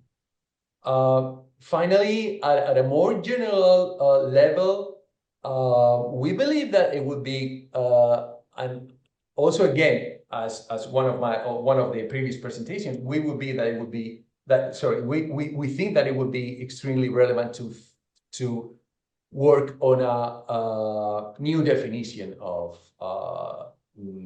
UPF, and even it would be interesting to regulate the concept, similar to what has been done within the organic market. It is clear, or at least we believe, that it's necessary to move from this black and white scheme to a more comprehensive classification system. Secondly, and I know that maybe Professor Grunert is not going to be having the same opinion here, but I think that it's worth to consider this. So when consumers are making choices, yes, I agree with him that he was saying, well, you know, we already have the nutritional label, then we have the sustainable label, and consumers at the end of the day, they don't have time or they get confused. I agree with that, but maybe we need to be aware that consumers are having all these media influence that, you know, UPFs are not that good, are actually bad, you shouldn't eat UPFs. And maybe, yes, to offset that, we could come up with a comprehensive but more reasonable, not that arbitrary index to measure processing. And somehow we could think about that, include that in the product packaging in a simple way. So I know this is not an easy one because it's talking about having the best of two worlds, like using a comprehensive, difficult or complex measure, but show it in an easy way so that consumers can make choices, more informed choices. And finally, for us, the most important, and this is how I started my presentation. We strongly believe that there needs to be a cooperation, there needs to be a dialogue, there needs to be interaction, there needs to be close work within all key players and stakeholders, namely academia, research institutions, government institutions, industry, non-for-profit organizations. So this is why I do appreciate again EUFIC for having me here, because we all have to work towards the idea that processed food is not part of the problem, but it is part of the solution. So thank you very much for your attention, and this is it. Thank you. Okay. Thank you so much, Sergio, for this presentation, which gives us a bit of an overview.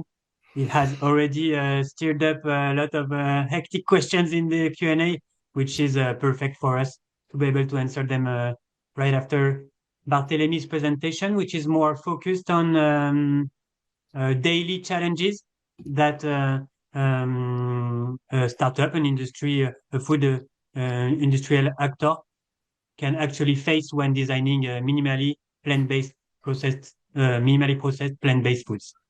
The floor is yours, Bart. Thank you, Frederic. Hi, everyone. I'm very happy to share a Nudj story and our humble experience on building a low-processed meat alternative. So I'm the co-founder of Nudj. I've launched Nudj about 5 years ago with my brother. Well, one of the aspects of the adventure is why we launched Nudj and why we considered that ultra processed was a key target for us to be low processed.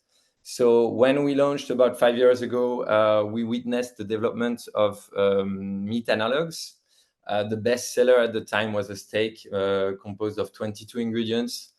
And 2 of them were low processed, water and salt. The rest were only ultra processed ingredients. We understood that about half of the calories consumed by children in France, and even more in some countries, come from ultra processed foods. And what we felt at the time, but we didn't have the data, so thank you EIT Food for this study in 2024, more than half of the European consumers do not eat plant-based substitutes because they want to avoid ultra-processed foods. So we really strongly believe it's a big hustle and one of the main reasons why the meat alternatives are not at the targets that they were expected about 5 years ago. So based on that, we decided to launch a low processed meat alternative that the main mission is to be low processed and delicious, of course. And how can we achieve this is by using jackfruit pulp. You might not know jackfruit is the biggest fruit in the world. It can weigh up to 60 kilos. It's the lowest meat alternative in the world. It's been 6,000 years that it's been used as kind of a meat, mimicking the meat as a meat alternative. It's also an abundant and mostly wasted fruit. About 80% of the fruit of the jackfruit is left unused. And it has a very interesting texture. It's really the texture that we're looking for. So it's a good way to replace extruded proteins, soy or pearls or any other type of extruded proteins, which is ultra processed, of course. So we use this fruit as a way to give texture to our products, and we have more than 50% of jackfruit pulp in all of our products and only low processed ingredients. So currently we have 4 different products that are so nuggets and burgers that we don't call burgers, we say galettes in French, so it's not really a meat analog. Our promise is that we do real cuisine, not fake meat. We have 100% natural ingredients, just like at home. And we're not trying to be a nuggets that will taste like chicken or have the same effect as chicken, but just to replace it in your plate. We have a unique texture thanks to jackfruit pulp and a crispy coating, of course, to enhance the texture and the experience. And we believe in the true taste of ingredients. So we don't use any aromas, be they natural or industrial. We don't use any aromas. We use paprika, we use tomato, we use fried onions, we use real ingredients and real taste to cook our products. And we sell them in supermarkets and to restaurants and to school canteens as well. I wanted to talk about 2 things regarding our journey. First, what we had to embrace, and we could say the challenges of doing a low processed meat alternative, and then the upsides. So what we have to embrace and to accept when we do low processed. One example, and it's not everything, of course, I can present everything, but one example is nature is wild, it's not perfect, and we have to embrace and accept these imperfections. For example, one very concrete example, our nuggets are brown inside because of the fruit, the oxidation of the fruit, and we just accept it as it is. And it might take a bit more time for children to like them, but we believe that we should not try to whiten it by any means. Another thing that we have to embrace is we're not a food tech. So in our time, when it might not appeal to Elon Musk or other type of investors, but we have accepted that we're not a food tech. We do real food, real cuisine, and we don't have any patentable process to really secure any kind of technology. We just do some cuisine, but that means also that we have to focus and work even more strongly on the supply chain. So we don't have any technology, but we must work on the quality of the ingredient that we use. And we spent many years working on the jackfruit supply chain to understand the different varieties. And one example, so we're working with universities. There are about 200 varieties of jackfruit only in Mexico. And the fruit is in all continents all around the world. So we had to work a lot on this to make sure that we get the best pulp that we can, to have the best texture that we can with only natural ingredients. So it means that we have to work more on the quality of the ingredients. Another example could be the paprika. We've worked with many different spices, and we had to find the right spice that has the strength and the right taste at the industrial level for our products. And that took also a lot of time. And it's, of course, less easy than using an aroma for our products. So there are, of course, challenges, but there are also many upsides, apart from the health upsides for everyone consuming it. Business upsides, I would say. So the first one, because I'm the co-founder, I, of course, sell my products a lot. And I can tell you that it's much easier to sell a natural product. Clients want it, so consumers want it, so of course clients want it. We work with Carrefour, we work with Auchan, we work with Sodexo, and everybody wants to offer healthy foods, and our buyers, our clients first.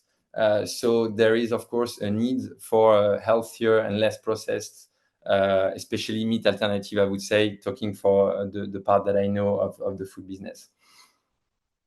The second upside is that it brings meaning to our brand. I put on this slide the back of our pack that I can show you here. And I think we have the largest font of the supermarket. We have capital letters for our ingredients. Sometimes people can't even find them because they're too big.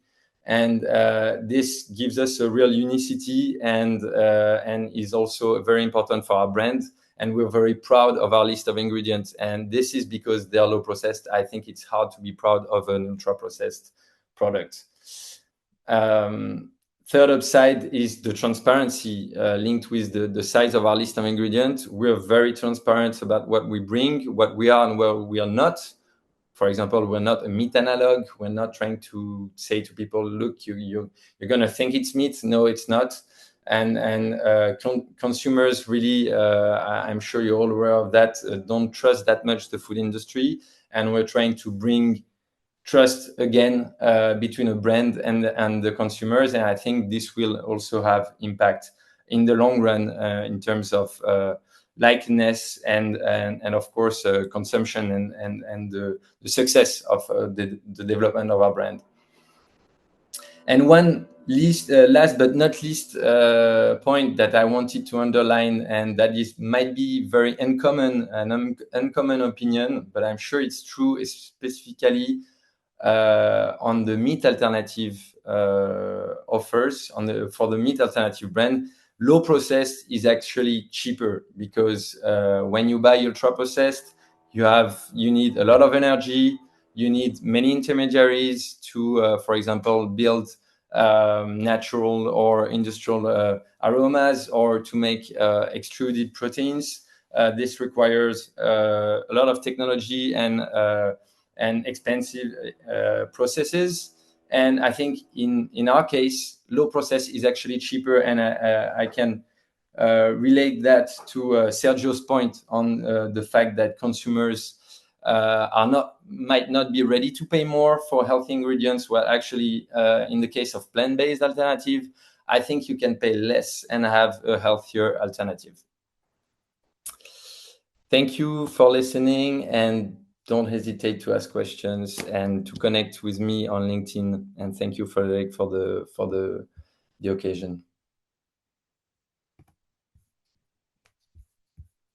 Thanks a lot, Bart. It's really refreshing as well to have someone so young, so committed to break the barriers, as well the perception barriers that Klaus showed us, and the correlation in perception between being a food industry and being against somehow. I saw something about this in the questions, being against or in conflict of interest with public health, which I find it's not only a stupid way of thinking, but as well very counterproductive.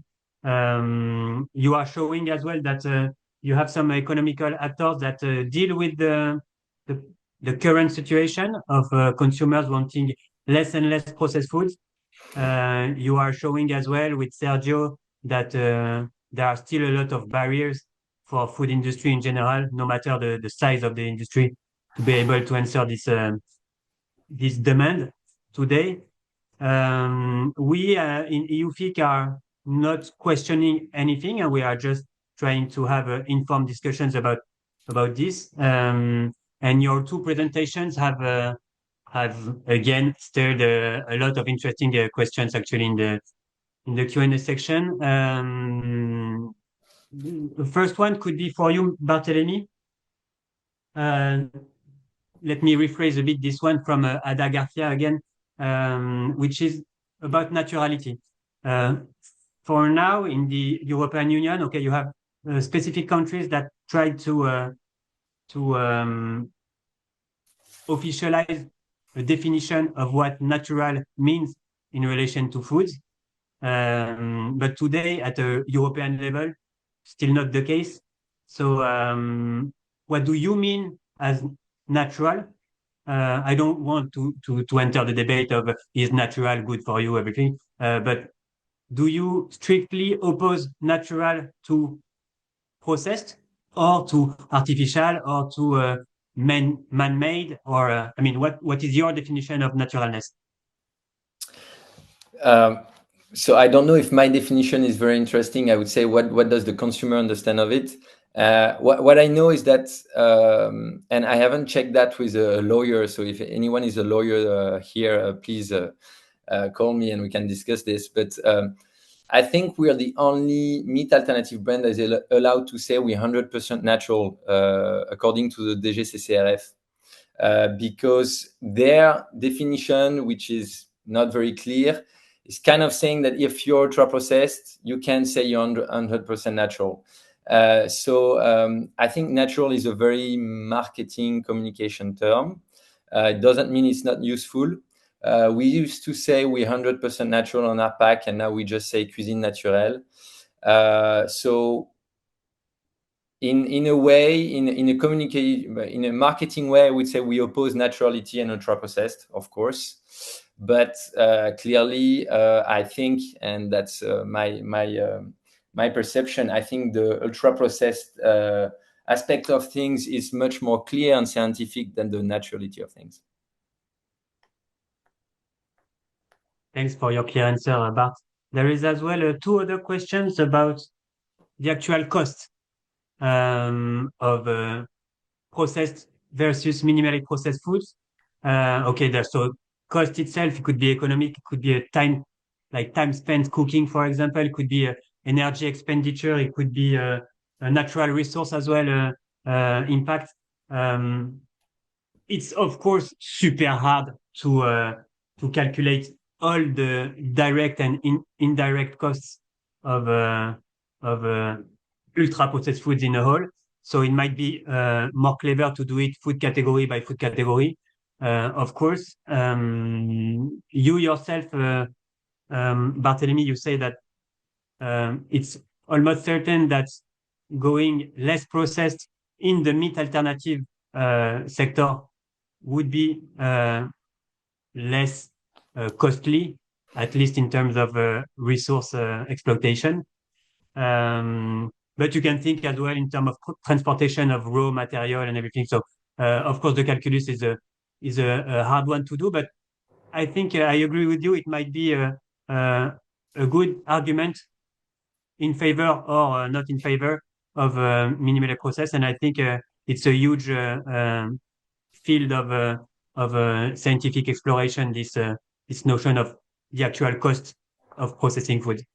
Okay, so there are questions about I think one is really important, and you are tackling it as well, Sergio, is about which kind of food, food categories should be the most looked at through this prism of processing versus non-processed.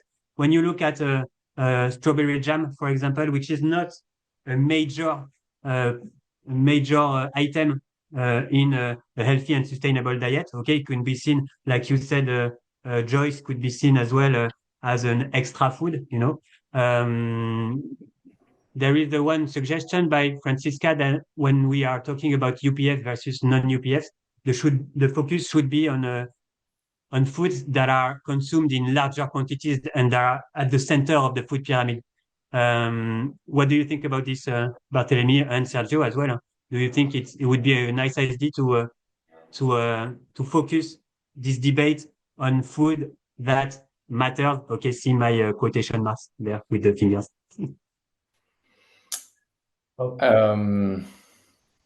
Yeah, well, I mean, we must agree on that, on the fact that we should try to have the most impact as possible, and targeting the foods that are most consumed would mean that we have the most impact. But I think we eat a lot of different ingredients, a lot of different products, and ultra processed is everywhere.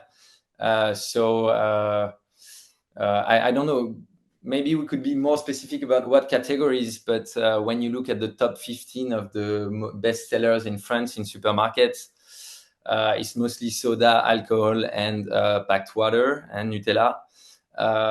Well, yeah, we can try to tackle this at first, but I don't think the product would be the same if they were less processed.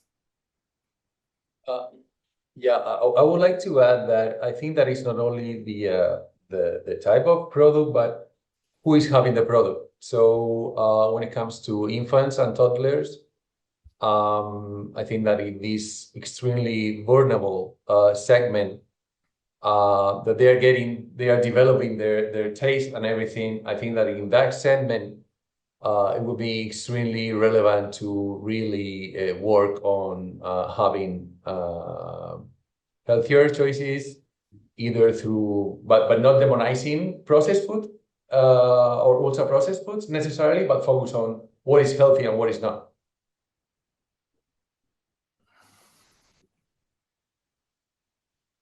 Maybe guys.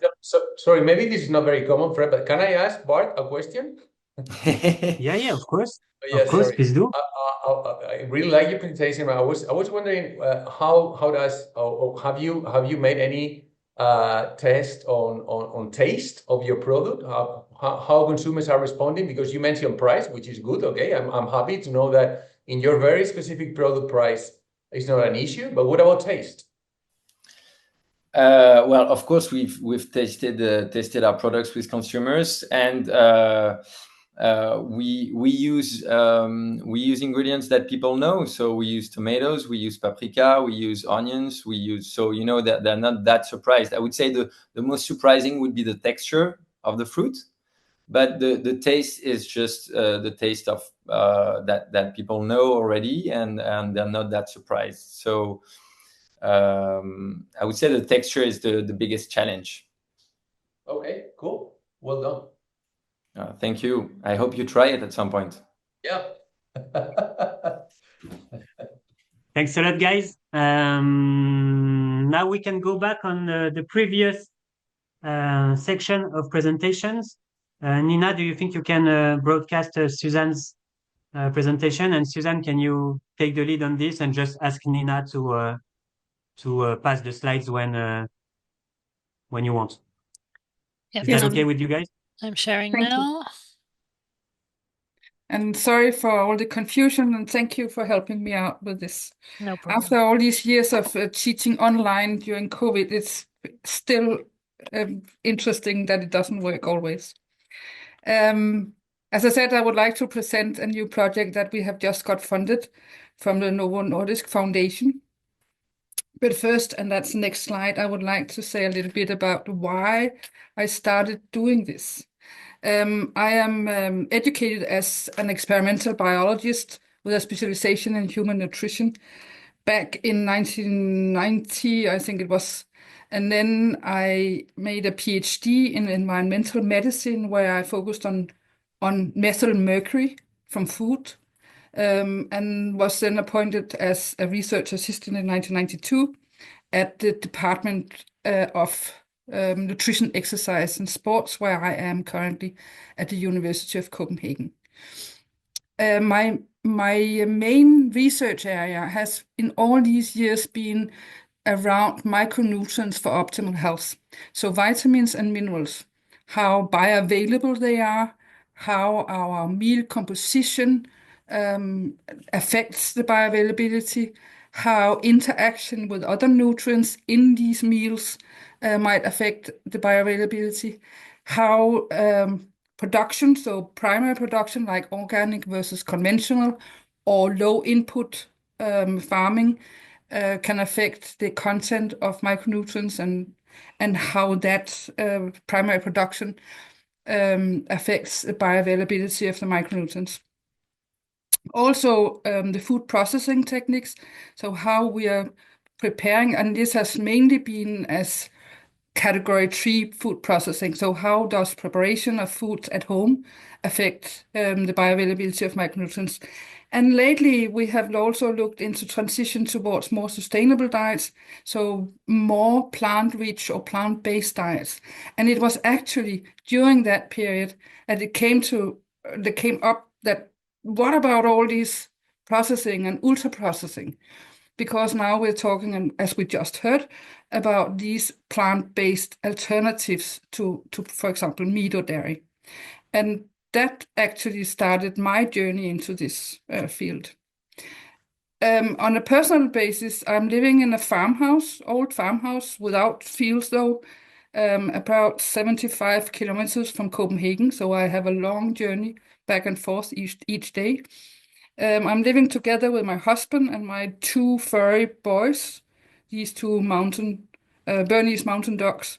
That keeps us still alive, you can say, having to deal with dogs at 75 kilos is sometimes a little challenging. Next slide, please. The idea when we started talking about ultra-processed foods were, I think it's very interesting to do this classification, but I was somehow intrigued by the idea that my basic bread, which is rye bread, many places in the Northern Europe are having this rye bread as a basic lunch meal every day. It has a very high content of whole grains and fibers, but it's still considered ultra-processed because there are additives keeping it for some days compared to the homemade rye breads. And now suddenly, should I be scared or afraid? Because in my opinion, this is probably one of the main reasons why the Danes, at least, has a very high intake of whole grains and fibers. And now it's ultra-processed, suddenly. So my question was, is all ultra-processed foods harmful? And is there another way of classifying the current NOVA classification system in a way where we distinguish between the harmful and the not so harmful ultra-processed foods? Maybe in some cases, the nutritional value are much more important than the degree of ultra-processing. So I was talking with the Novo Nordisk Foundation and was granted this 2-year project, which is actually more a networking project or a discussion forum, if you want, as it is a real research. So next slide, please. when you're looking into the literature, it's overwhelming how many observational studies are actually agreeing that ultra-processed food exposure or consumption are related to adverse health effects. But and that is very convincing, you can say, although it's still, in my opinion, just observational. We need randomized control trials. But some of these observational studies have actually looked into, they're looking at all the different kinds of ultra-processed foods, but they're also looking into different groups of food, so different food groups. So next slide, please. They are also discussing many different mechanisms, and this is just one where they have discussed what are the potential biological mechanisms when we're talking about ultra-processed foods and cardiovascular diseases. And when you're looking at this, the nutrition are some of the direct effects have been mentioned. So like added sugars, high fat, saturated fat, trans fatty acids, but also additives. It could also be other things, but what are striking here, I think, is that many of these mechanisms are already known when we're talking about processed meats, for example, or soft drinks, whether sugar containing or not. So there are some of these foods that we already know they are at least associated, or we have a direct link with mechanisms also that there's a cause relation effect when you're eating some of these foods. And next slide, please.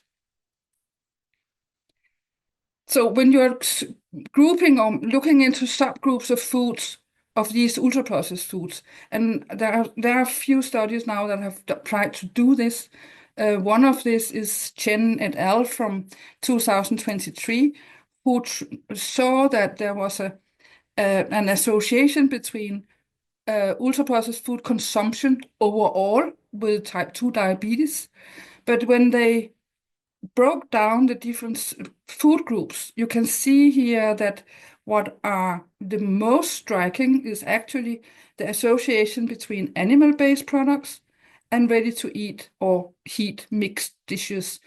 Also artificial and sugar-sweetened beverages, and maybe something about sauces, spreads, and condiments. But mostly it is animal-based and ready-to-eat mixed dishes that kind of drive this association between ultra-processed foods and type 2 diabetes. Next, please. Very recently, there was another paper coming out showing that the same actually happens if you're looking at associations between different subgroups of ultra-processed foods and cancer and cardiometabolic morbidities. And here you can see again, total ultra-processed food intake is associated with increased risk, but so are animal-based products and artificial and sugar-sweetened beverages. All the others, except maybe just sauces, spreads, and condiments, are actually not significantly, at least, associated. So if we are doing this kind of I think we have to go into all the different food groups and see where are the problems, and not just saying it's everything and put everything into the same big pot and say, now you shouldn't eat this or that. We have to distinguish between which of these are actually the problematic ones. And we actually already knew that animal-based products, which we have seen being associated and causing actually increased risk of cancer, is already problematic.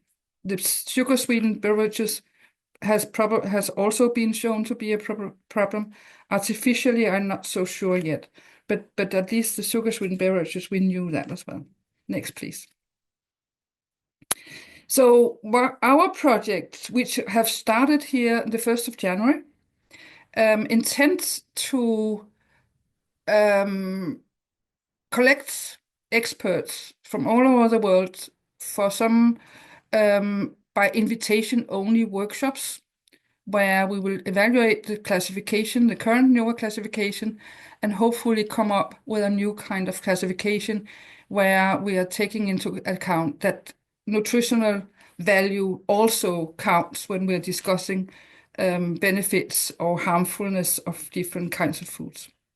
So at the moment, we are trying to identify the high-profile experts who we should invite for this first workshop that will be held in June 25, so in a few months.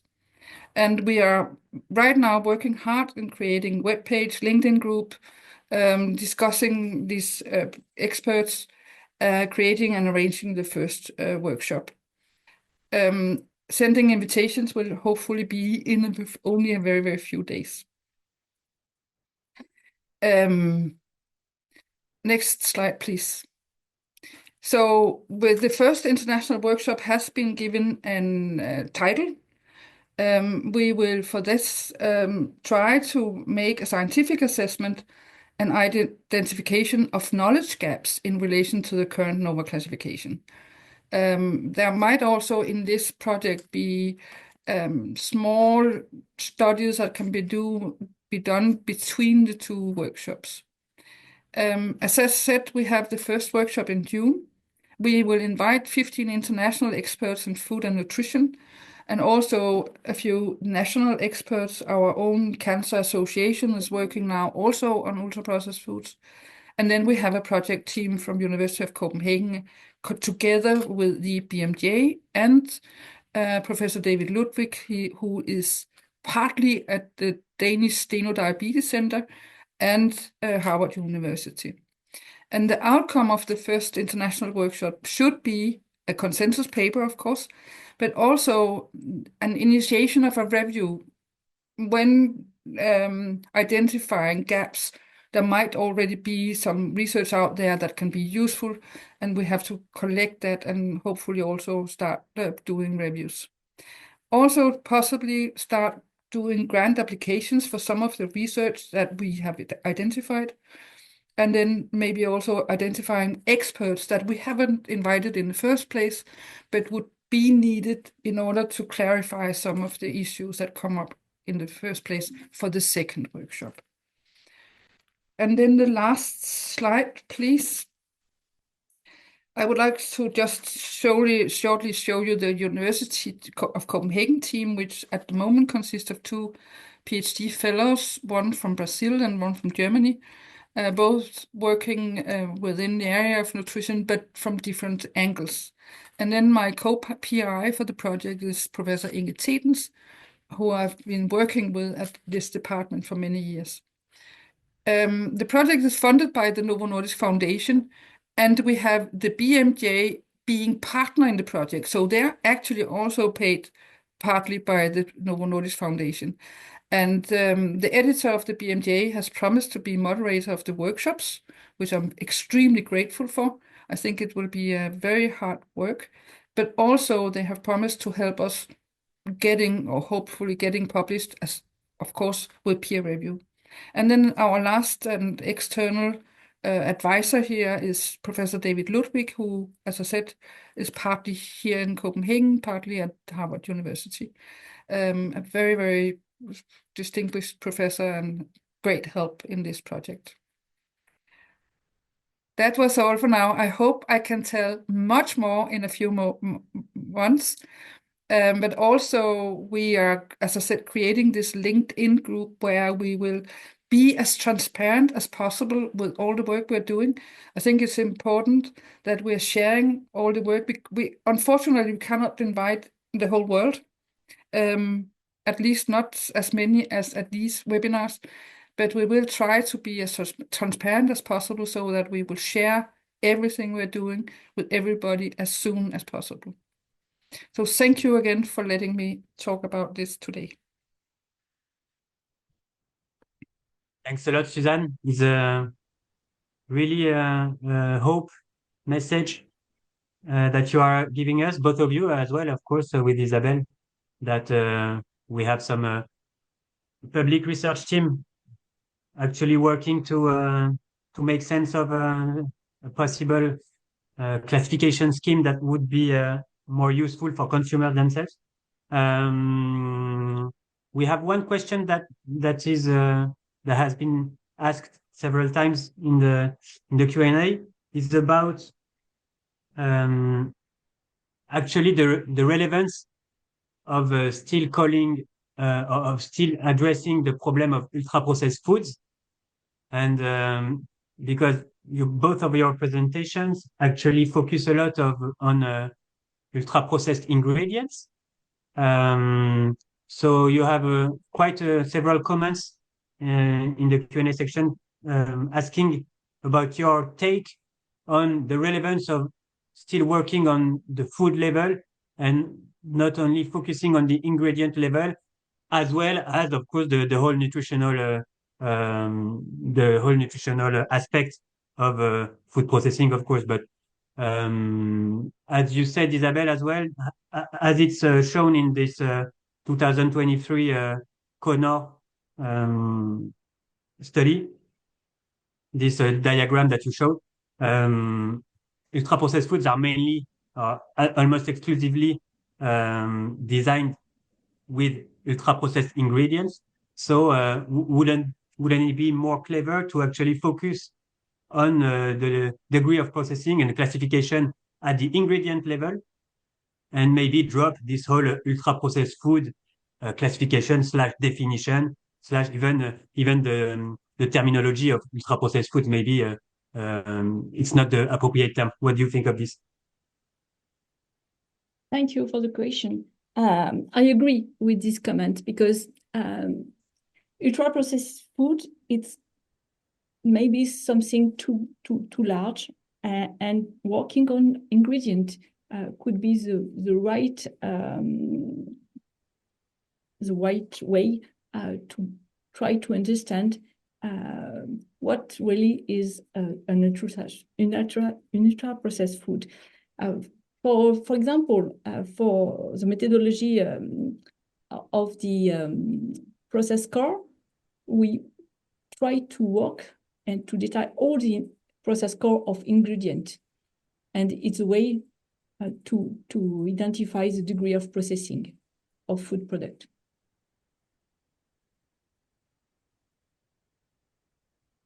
Say something as well. Thanks. I both agree and disagree. I agree that we need something else, and that the degree of processing and then legislation around all its additives is very important. But on the other hand, I think actually what Carlos Montero has done here by starting this discussion about processing, and not only processing, it's also formulation, it's also packaging and marketing and all the other things around food that has been industrially processed. I think it's an important aspect that we discuss. What is it that we're eating? Is it food or is it chemicals? And I was lucky and visited a company, actually a Danish company, but placed in China last year. And what they produced was made from powders. There was nothing but powders in their food lab where they created new food products. And well, there was no food at all. So it was all these chemicals and then some water, and that was it. I thought that was seriously scaring.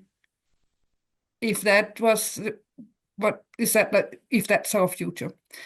So I think it's a very good movement that Carlos Montero has created, but I think we have to discuss how can we combine it, and how can we, and as we heard Sergio saying, we need to work together, and there's a lot of there are some who are creating products that talk to the feelings of children and make them eat more of something which is absolutely not nutritious. And I think we need to discuss that and discuss together with also the industry. How can we do something so that we are actually maybe processing less adding less additives and also considering the nutritional value of the products. Thanks a lot, ladies. I think we won't be able to solve all those issues right now, but please, in the attendance, again, feel free to connect with all our speakers and to join Susanne's project as well. It's very important that all stakeholders contribute actually to the creation of new scientific knowledge.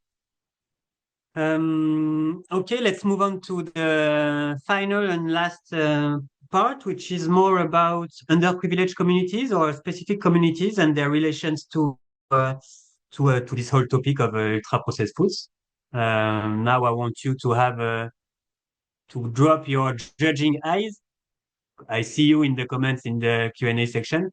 It's not about criticizing. It's really about how do actual real people deal with this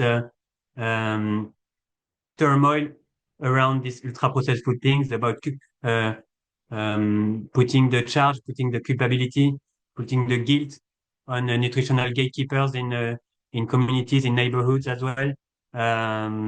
We have the video footage intervention by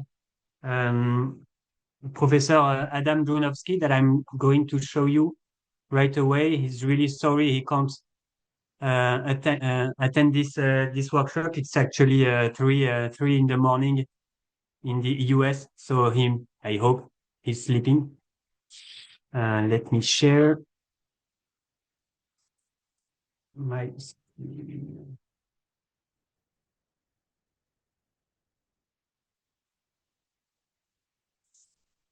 Okay, it should be working now.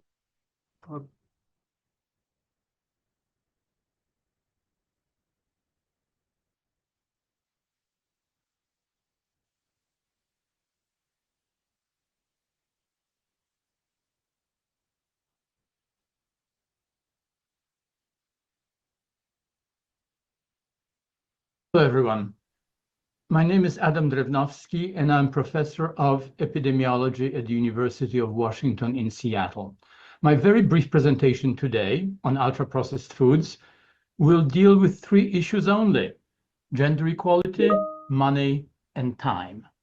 And as always, I want to begin with money. First of all, take a look at this slide. It's based on my work. I did not take it. I wish I did. But the photograph shows you the difference in price between ultra-processed foods on the left and the minimally processed fresh foods on the right. Foods on the left we're being warned against. Foods on the right we are supposed to consume. Note that there is a 10-fold difference in price. Not everybody can afford to eat minimally processed fresh foods. But let's go on. This is a study we did in Seattle some years ago. We had a nutrient composition database for a number of foods. We went to the supermarket and checked out all the prices in local grocery stores. And take a look at the figure on the left.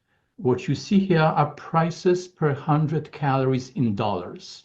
Unprocessed foods, mean price and median price.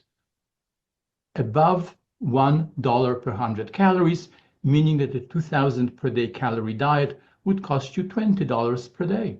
The Thrifty Food Plan in the United States, food support, is in the order of $5 to $6 per day. This is more.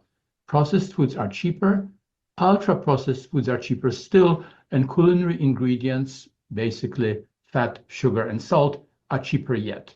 None of the studies on the right, which talk about links between ultra-processed foods and ill health, have taken food prices, diet costs, or socioeconomic status and purchasing power of families into account. Nobody talks about that. More details from our Seattle study. In the United States, the average proportion of foods from the ultra-processed category is around 60%. But take a look at column picked out in red. Older people, slightly lower percent of calories from ultra-processed foods. Perhaps because they know how to cook. Education, graduate education, linked to lower percent of calories from ultra-processed foods. And my favorite, residential property values. High property values are associated with lower percent of calories from ultra-processed foods. In other words, the proportion of calories from ultra-processed foods is inversely proportional to the value of your home. Of course, this is mediated by food spending. Take a look on the right, the red column, and you will see that graduates spend more money on food in terms of dollars per person per month. And of course, people living in nicer houses spend much more on food in terms of dollars per person per month. Now let's move on. Here we looked at spending, now separated into deciles. Low spending and high spending. Going from the bottom, close to 70% of calories from ultra-processed foods, going to the top, higher spending, under 50% of calories from ultra-processed foods, a huge big difference. Of course, lower income people spend less money on food and also live in lower income neighborhoods. So take a look at the middle panel, which gives you diet quality in Seattle plotted by census block. Green, good diet, red, not so good. Notice that the green areas are on the waterfront. Expensive homes. And so here we see the same thing on the right, and the figure on the right shows you property values obtained from the King County tax assessor. Of course, the waterfront properties in Medina, Mercer Island, Madison Park are very expensive. And this is where rich people live who eat minimally processed food. We proved that in the next study because we looked at the frequency of soda consumption on the left, salad consumption in the middle, and property values on the right. Notice that people who are consuming soda frequently do not live in waterfront estates. People who eat salad do.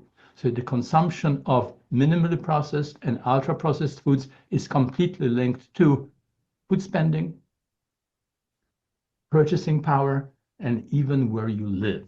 That is very important. So let's now move on to the topic of gender equality and time. Who do you think is cooking those healthy foods from scratch? Foods on the right, very nice. A beautiful picture from Health Shots. Gender equality, sustainable dietary goals, number 5. And here I refer to a beautiful study by Julia Wolfson showing median frequency of cooking lunch globally. Men, median frequency of cooking lunch, 0 times per week, except in China, where it was 4 times per week. Women, median frequency of cooking lunch, 4 times per week, and much the same thing with dinner. Men, median frequency of cooking 0 times per week. Women, median frequency of cooking dinner 5 times per week. So basically, when you demonize ultra-processed foods and promote minimally processed foods, they are not only expensive, but they also place women back in the kitchen, contrary to the goals of the United Nations Declaration. So the next point is, these days, who actually has time for lunch? So this slide from Statista deals with lunch breaks in European Union, going all the way from Spain on the left, still 3/4 of an hour, down to the Netherlands, 26 minutes for lunch. So I find it paradoxical. It is the government of the Netherlands that says, oh, a healthy diet is the one that's rich in vegetables, fruit and legumes and nuts and fish and whole grains and so on, and minimizes processed foods. That does not take into account the money, the time, and the effort. So there's one thing to explain. There are a number of studies showing a connection between ultra-processed foods and any range of adverse health outcomes. You name it, it's there. But there is a socio-economic explanation. Many of the low-cost refined grains and vegetable oils and added sugars and processed foods fall into the ultra-processed food category. Those foods are cheaper and they're more convenient. They are not necessarily nutrient rich. However, such foods are selected by lower income groups. People talk about choice. I don't think this is a choice. People do make the best decisions they can under given circumstances. But in any case, higher percent of energy from ultra-processed foods is definitely linked to lower incomes. Lower income groups have health problems. Are those due to ultra-processed foods? Are those due to added calories, fat, sugar, and salt? Or are they caused by not having health insurance? You tell me. Linking ultra-processed foods and health needs to account for socioeconomic status and the economic realities of life. So let's move on here. In summary, I would say the following. Ultra-processed foods, or foods that fall into the ultra-processed category, this is another issue. Let's talk about foods that fall into the ultra-processed category today, but maybe not tomorrow. Those foods are cheaper and more convenient. Such foods are supposed to be chosen by lower income households. As I say, this is not a choice. Lower income groups are definitely short on money and time. Now, it's true that the ultra-processed food category does include energy-dense foods and also beverages of low nutritional value. But those foods and beverages can be reformulated to take away extra calories, extra fat, extra sugar, and extra salt. This is formulation, not processing.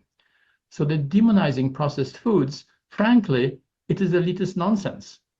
No one has the money or the time to be eating a diet of minimally processed foods. Forget about it.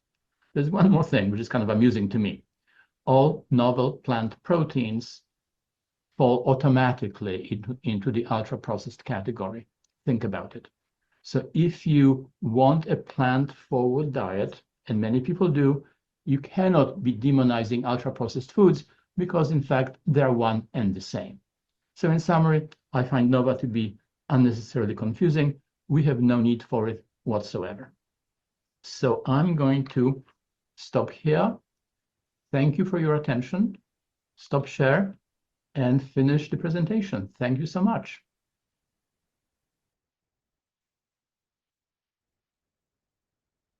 I hope everyone could enjoy the presentation clearly with the sound and everything. Of course, for those who know Adam, he's quite a special character. He has strong opinions, but all in all, I don't think he's so wrong on so many things.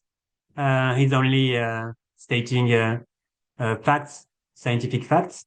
Of course, we have much more nuance with our speakers as well, coming down into the reality, the focused reality on how to produce food, how to classify UPFs as well, how to teach kids or how to work with kids as well.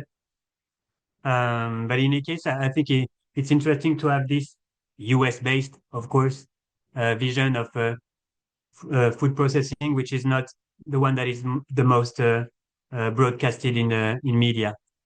And now I leave the floor to Clelia. For those who will be late, we already apologize, but we prefer to have a long and fruitful discussions rather than staying on time.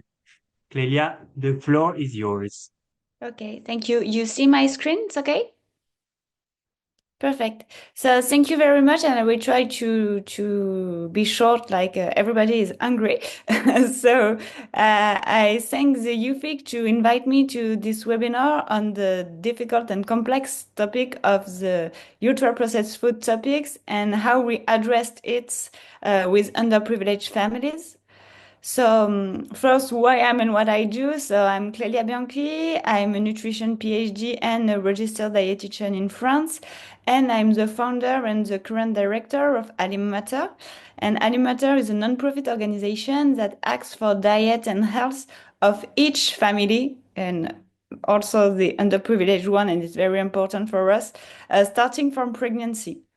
So we promote a healthy and sustainable diet. We fight against food insecurity. So we are very engaged on the topic of access to healthy food. And we create tools for healthcare providers to accompany families during the first 1,000 days, so from pregnancy until the age of 3. So we propose workshop on sustainable diet for pregnant women and parents of children under 3, and in 2 locations in France that are very marked by poverty, and we had a lot of underprivileged families. So we are in Marseille, south of France, and in Seine-Saint-Denis, so in 2 cities, Souchon and Villetaneuse, and we run the workshop for most of the time mother, but we sometimes have father, but most of the time mother. So sorry if I say she, or woman, most of the time we have mother. So how we address the ultra-processed foods topics with our underprivileged families? So first, and I will join the Professor Drewnowski speech, we don't use the word UPF. Because when I speak to a mother in her workshop, she will never say to me, yes, when I'm in the grocery shop, I buy UPF. No, she could say industrial food, she could say pack food, or most of the time she would say, I buy biscuits. And what she wants me to do is not to say like all biscuits are bad, they are all UPF. No, she wants me to say, yes, you can buy maybe this biscuit for your children or this biscuit because this one could be healthier for him or it could be cheaper or so on. But we will never like take a big bag and put all what is called UPF in the same position, at least in our workshop. Because why? It's my second point. We don't blame families. Because underprivileged families, they are like us as animator. They hear public messages. They know that they heard on the radio, on the TV that you have to eat 5 days, but sometimes they cannot. They cannot do the healthiest choice, and we cannot be like the judge. We can inform them, we can guide them, but we don't want to say, yes, don't go to the supermarket, because I put this scheme on the front of the screen. You can see like they are just individuals in a socio-cultural, community, agricultural, governmental, and global environment. So they are not the only responsible of their choice. And we have to act at the community level, at the governmental level, and at the global level if we want them not to buy only UPFs that are rich in sugar, salt, and fat. And I will just make the difference after. Because our family, the ones we have in our workshop, live in concrete blocks. They live in Marseille, in the north areas of Marseille, and they don't live in the center of Paris, in beautiful street with a lot of organic store and so on and so on and so on. Or they don't live in the countryside, or they can grow their own vegetables. So we have to take people like in the environment they live in. So my families, the ones that I say but families that I have in my workshop, live in concrete block. They only have like big supermarket, huge supermarket, and no organic store. And what is promoted in the top shelves of the big supermarket is like UPFs that are rich in sugar, fats, and salt. Sorry. So I will just show you something. Imagine you are a mother of children and you have €2 to feed your children. He is hungry. You have €2 a day. You are in front of a supermarket. Will you buy for him 1 kilogram of tomatoes or 1 bag of chips? It's the only things that you can buy for him. So probably you will choose chips for 2 things. Or another food that will contain calories, cookies, and so on. I take chips and tomatoes, but I could take apple and cookies. Because you need him to feel full and to have pleasure. You cannot buy him the last Nikes or the last Haddad baskets and so on, but you can at least buy him something that will give him pleasure. So think about that, and the €2 a day to eat and to feed your children, it's a really constraint. So what I do in my workshop is I provide solutions to underprivileged families and not problems. So can we imagine our workshop as a roundabout? A mother is going to the roundabout and she's talking to me. She says, yes, on the breakfast, my children eat crisp breads that could be classified, and we can discuss it, but in the NOVA classification as a UPF. And she also said to me that, yes, he snacks every day, and I give him like sugar sweetened fruit flavored beverages. So I say, okay, if I said, no, you don't have to eat any UPF, no UPF, she will leave my workshop, or she will get stopped in my roundabout. She will go around in circles and she will not be happy, and I will not do my job because she will not have any solution to feed her children or to have any pathway to go. So I have to find my fights. So I will say, okay, maybe we just abandon, we let crisp bread, no problem. Maybe it's like, okay, for the breakfast and so on. But maybe we can just discuss with her and say, yes, the beverages are rich in sugar, you know, it's not very good. It's like really, really ultra processed food. I will not use the word ultra processed food. And find with her a healthier option. And maybe this option could be a UPF. We don't know, because, for example, if she said to me, like, my children like apple puree, but I cannot, when I go outside, bring like a bowl of homemade apple puree. But maybe we will say to her, yes, but there is some like dye pack with apple puree inside, but prefer the one with no added sugar. But if she said to me, yes, we like to have beverages and so on, and in like orange and sparkling water, I would say, yes, you can buy one orange and put a little bit of orange juice in sparkling water with no added sugar. We have to find her healthier option, the one that is economically, culturally, and geographically accessible. And that will be my point. I will try to make her do healthier choices, but never, never, never just bring all the UPF in just one big bag and say, okay, go away. You don't have to eat UPF. You're a bad mother, so leave my workshop. So the take-home message is how we address the ultra-processed food topics with underprivileged families. We don't name them UPFs. We don't blame families.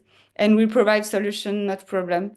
And the last point I put is like we have, and it's not a lesson for me, but I learned to stay humble, because us as scientists, as food experts, we know a lot of things, we read a lot of paper, we maybe have more money to spend in food, but they don't. And I learned a lot from them. I learned a lot from how they feed their family. So we have to stay humble, and each time I leave a workshop, I learn something. And I don't want, I'm not in the position to give lesson to her and to them. Sorry, not all parents. Sorry. And thanks for your attention.